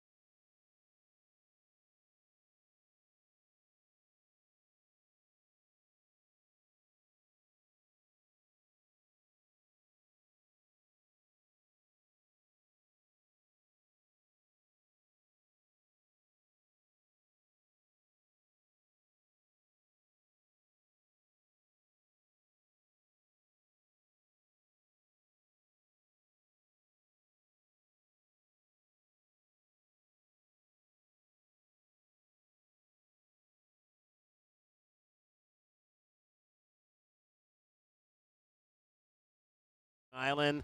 they have fins up. The Sharks, which is they say fins up, and then they clap their hands above their head to mimic the Sharks' dorsal fin.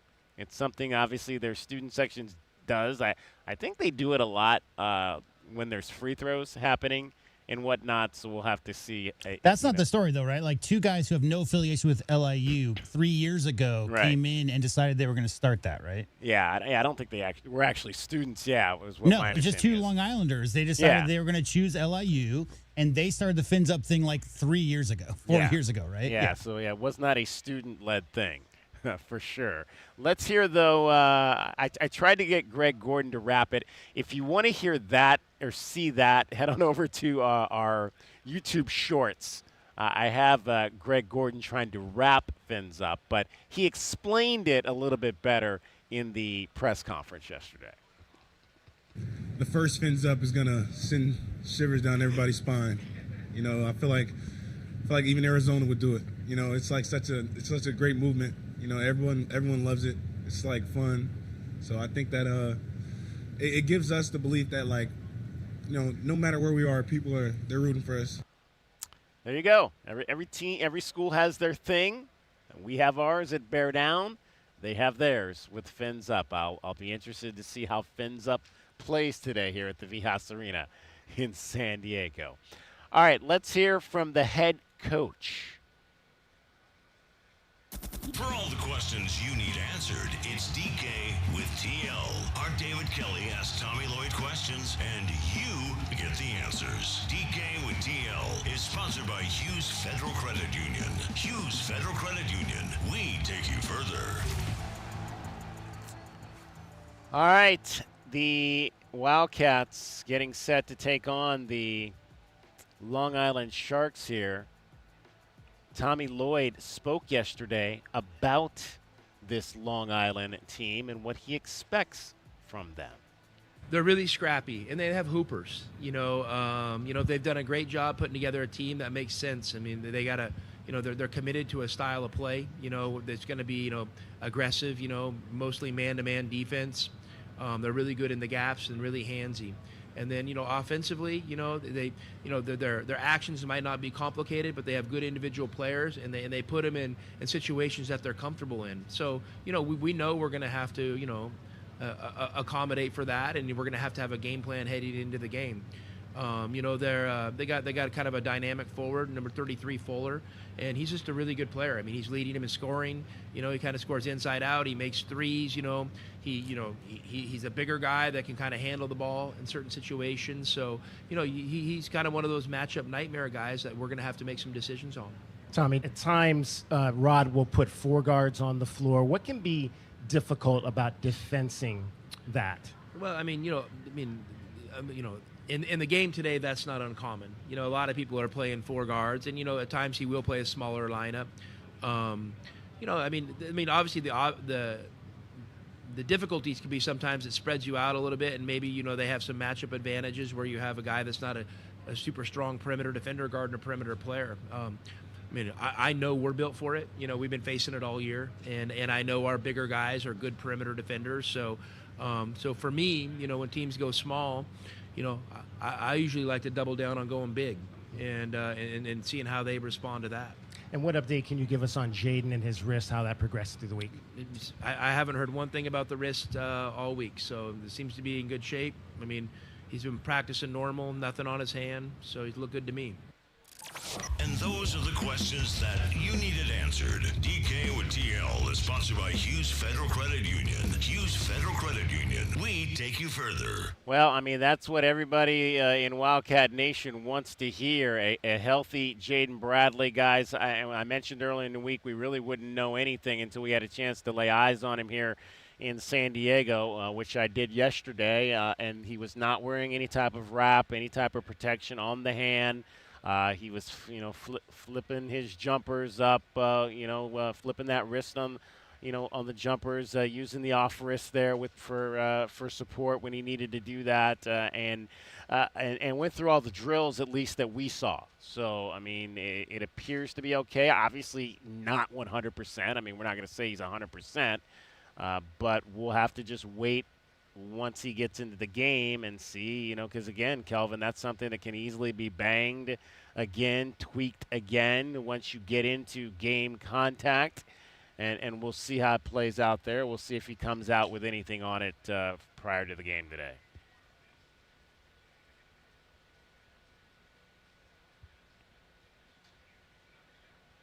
See it, but at the same time, you got to be able to muscle up and get through it. So he's a veteran guy.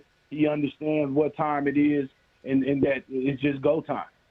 Absolutely. Got to get ready to go for sure. And another guy who is going to be ready to go is Koa Pete. We have had a chance to catch up with Koa in the locker room yesterday. Let's hear a little bit about how he's approaching his first NCAA tournament games of his career. During that stretch when you couldn't play, Koa, what did you learn about this team? Just how good we are, honestly. Super connected. We got a really good team, and, we're a team program, and we had a lot of culture wins when I was out because a lot of guys, had to step up and contribute. How tough was that for you, just to have to kind of sit out and not be able to be out there with your guys for the first time this season? No, it was definitely a couple of tough days for sure, just not being able to, go on the court and play basketball. I had to do other things like pull workouts and just lifting and little stuff like that to, just keep my conditioning right. But it was definitely a tough moment, but guys stepped up and, we won games while I was out. So I'm just super, super proud of the guys for that. Braden obviously has gone through some things as well, but he stayed out there during that time. What does that say about his character, his toughness? Because he's such an unassuming young man. Yeah, just an ultra competitor. Braden's he's really tough, really good teammate.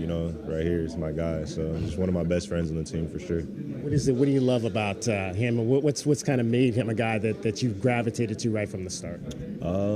Just how versatile he is on the offense and defense end. He's just a really good player.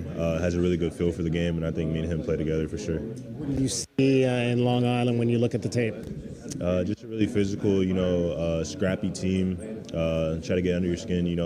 Throw a lot of different actions at you, so we got to be prepared for that and got to be ready for that. Seems like they play a lot of guards at times, 4 guards at times. How difficult is that to defend when you've got that much speed on the court?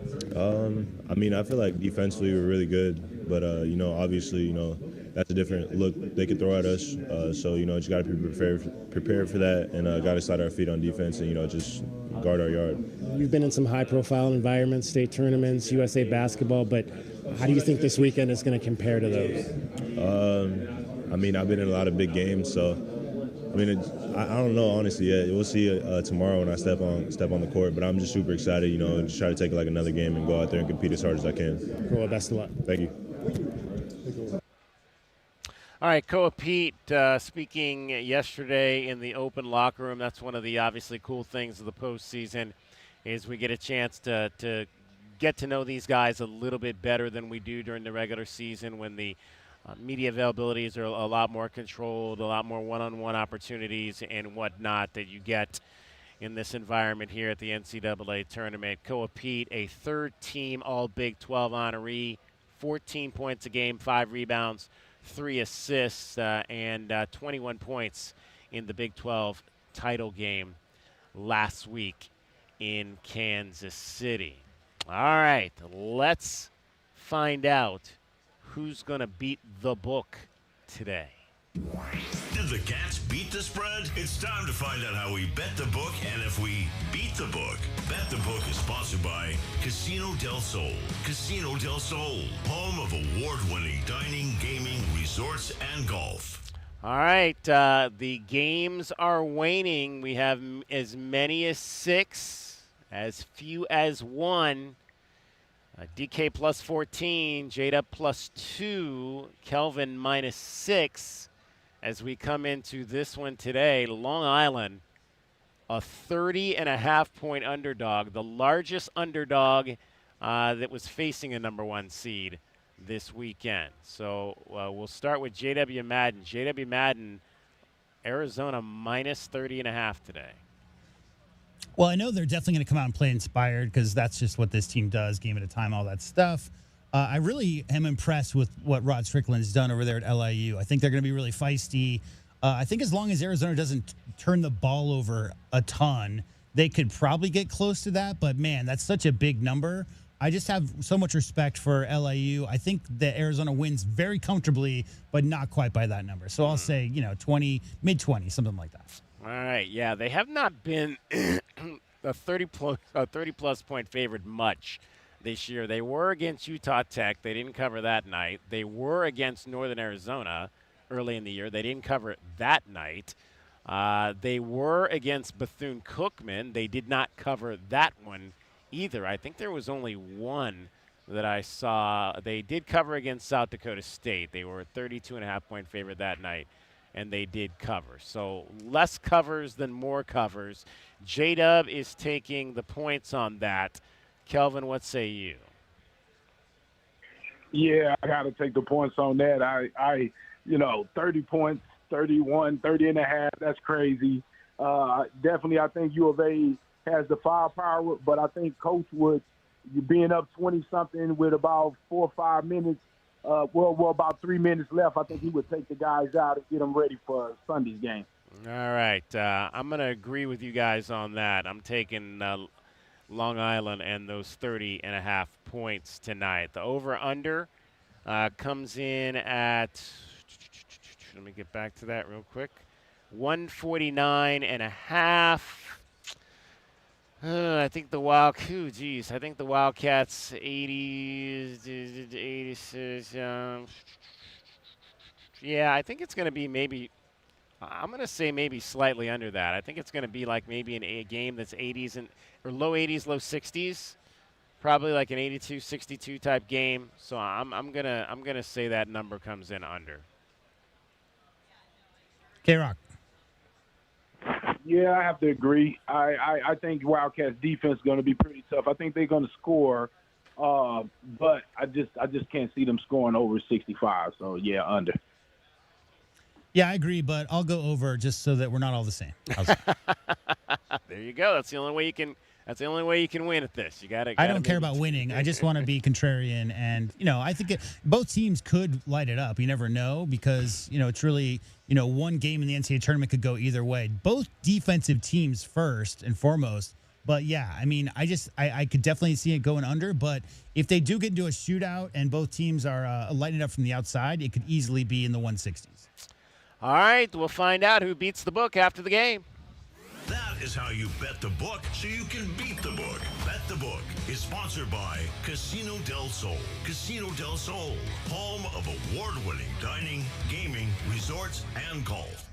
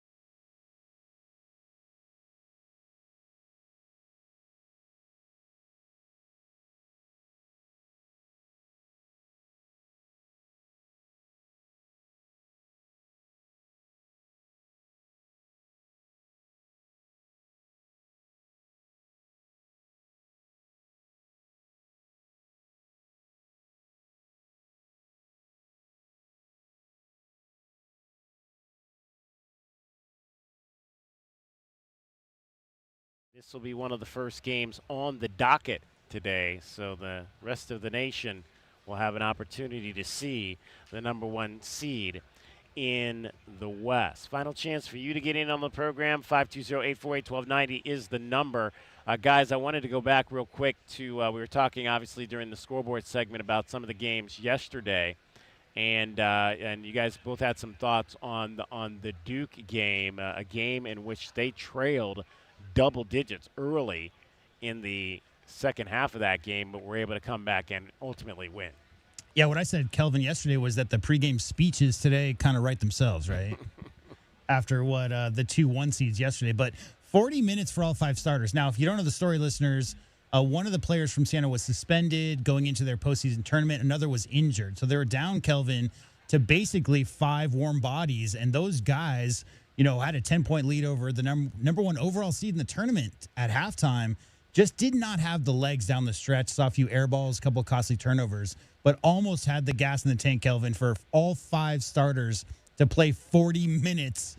The only substitution happened with 10 seconds left in the game.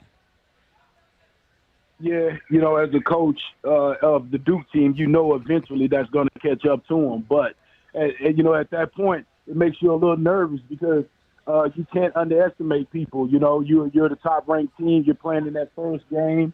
Little nerves are there, but at the end of the day, Duke came back and did what they had to do to finish the game. But as you said, J-Dub, coaches ain't gonna have to say much to their guys now. Everybody's gonna have every team's full attention. Eric John Garcia checking in on our YouTube channel, watching the show. Good morning, DSK and crew. Bear down today. We intend to do that. Bear down for sure. Long 882 KW. That's our guy, K-Dub. K-Dub says Long Island said Arizona can't shoot. They did say that in one of the videos that I saw for sure. So he says that U of A will make 10 threes today, and it is going to be a boat race. We shall see. Kelvin, I did get your bracket. You have Arizona, Michigan, St. John's, and Houston. Is that correct? Yes, sir. I think you and I have the exact same bracket. We have the exact same Final Four because that's my Final Four. Houston, St. John, Arizona, and Michigan. Yeah, I just think St. John's at the end of the day is going to beat UConn. I think UConn is tough, but it's something about St. John's. They got coach over there, man. So, yeah, I got St. John's going to the 4. All right, who do you have winning? I got Arizona winning, man. I mean, that's not because I'm a homer. It's because of when I look at that everything that Arizona has, to me, this is the best chance since Jason Terry and them to be able to get this done, man. Well, we did have that one team with Jason Garden and them. I ain't going to lie, with Gilbert and them. But this team right here, man, has everything. Berries and, depending on the health of Bradley. But, man, but you think of size, guards, wings, bench players, Arizona got everything you need. Yeah, I don't know who I am anymore because I, as somebody that grew up in Ohio and went to USC, I picked Michigan to win in my men's bracket, and I picked UCLA to win in my women's bracket. So, yeah, I'm not sure who I am anymore. Wilbur is my spirit animal, checks in on our Twitter account, Wildcats1290. He says, I can't believe the host of Wildcats 1290 in a year where Arizona was number 1 for 9 straight weeks, lost 2 games all year, is a number 1 seed, won the regular season by 2 games, and the conference tourney can't bring himself to pick Arizona in his bracket. What are you doing? You're worse than Bruce Pascoe. Thank you, Wilbur, in my spirit animal, for that one. But you know what, DK, I can understand why you would say Michigan. They have a little bit better three-point shooting. They have the size to compete with us. It's just something that I think about our defense is going to really lock them up. I watch them play. I like Michigan a lot, what they bring to the table. But I just think we have the size to really give them problems that, I don't think that they're going to be used to.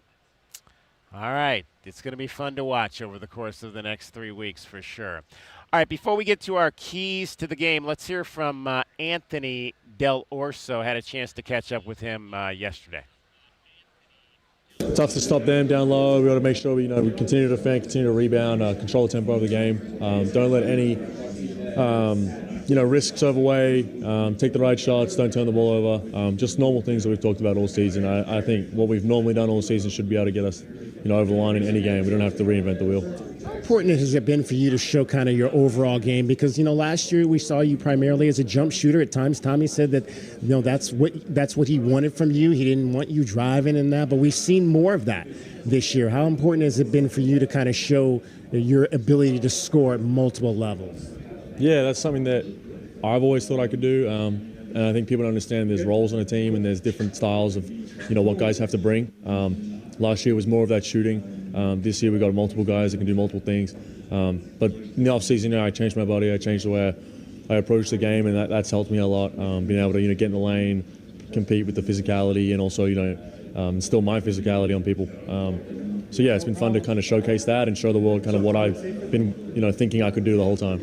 We've seen this team had to win a lot of different ways this year. What did you guys learn about last week when you were in foul trouble in that second half about closing out a game like that? Yeah, got to be smart with possessions. Obviously, like I said, don't turn the ball over. That's a big thing.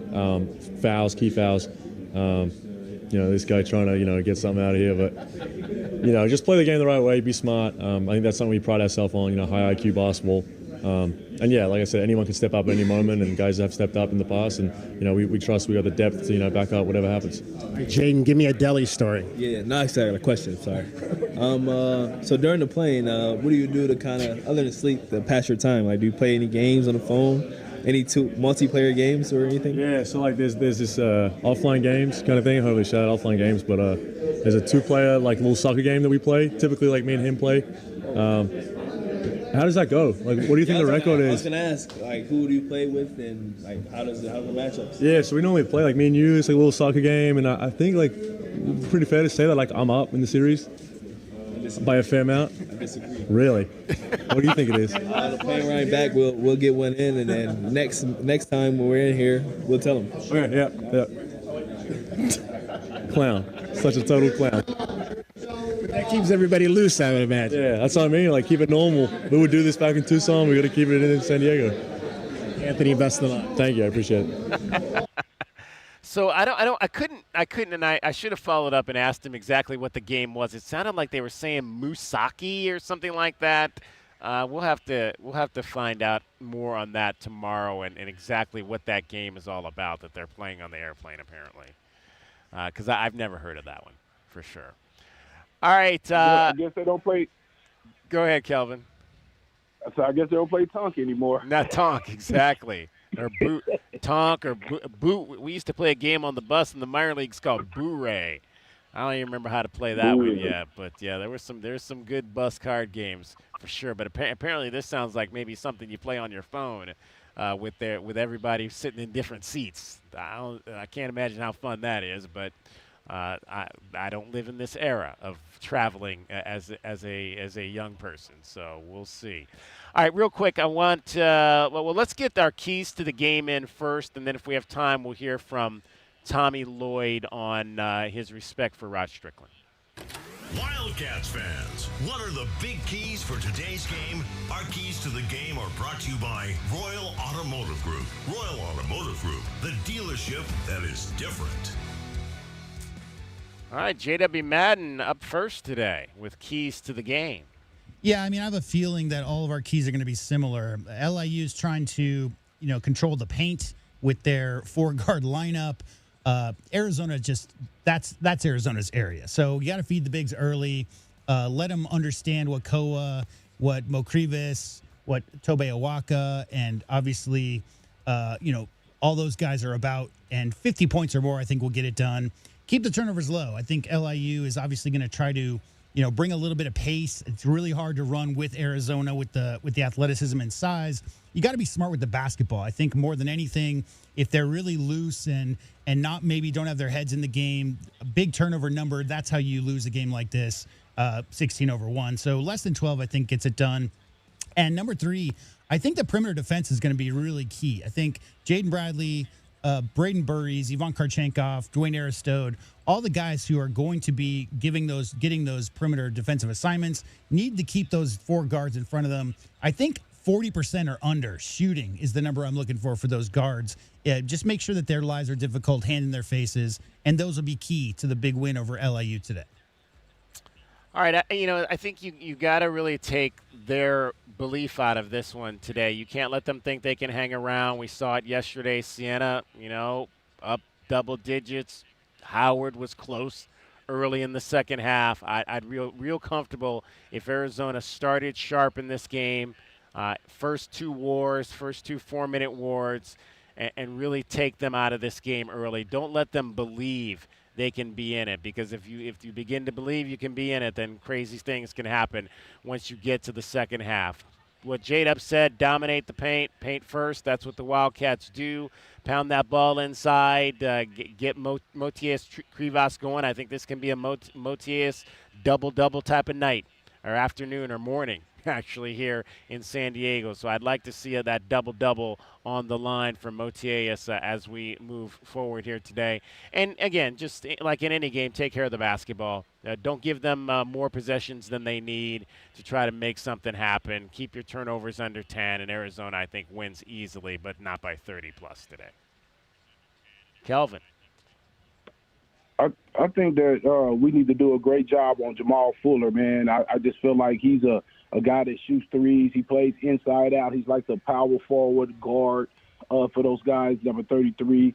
I feel like we really have to watch out for his three-point shooting. He'll launch it from anywhere. I could see him taking 10 easily today, so I don't want to let him get hot. I think, as J-Dub said, we have to really try to go inside and use our size. I mean, get them in foul trouble, change the way that they want to play. And lastly, I think they'll try to full-court presses and try to force Bradley into some turnovers. I think we're going to have to make sure everybody's all tuned in and understanding that they're going to try to full-court press, and we got to get guys in their position so we can move the ball up the court and attack and score on those guys, make them pay for trying to press.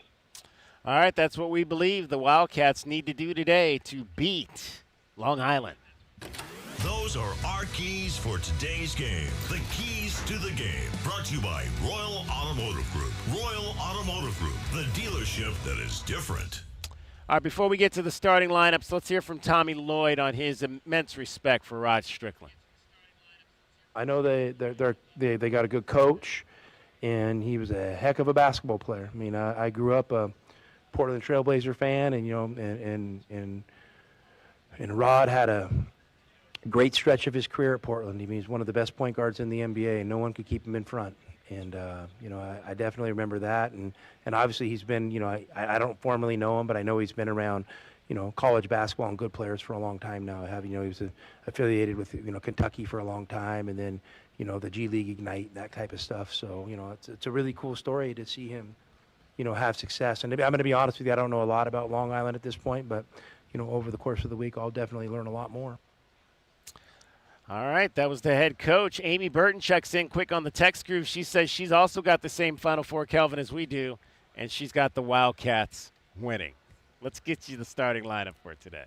The foundation of a great basketball team begins with the starting lineup.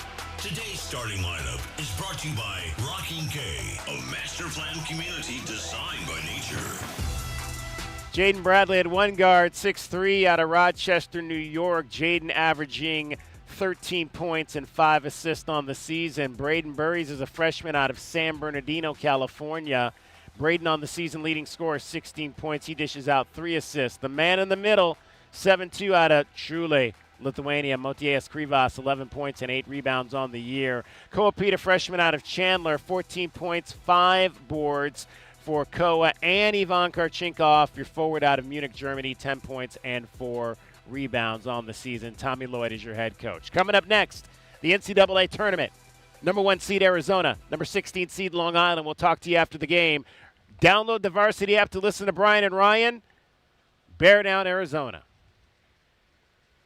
Are you planning a home renovation? All right, all clear. You can get this unit over to those guys. Yep. Thank you. Before you commit, visit the Window Depot and make sure you're not overpaying. The Window Depot is your one-stop shop for top quality products at the lowest prices. We're locally owned and operated with no installers and no middlemen, so you save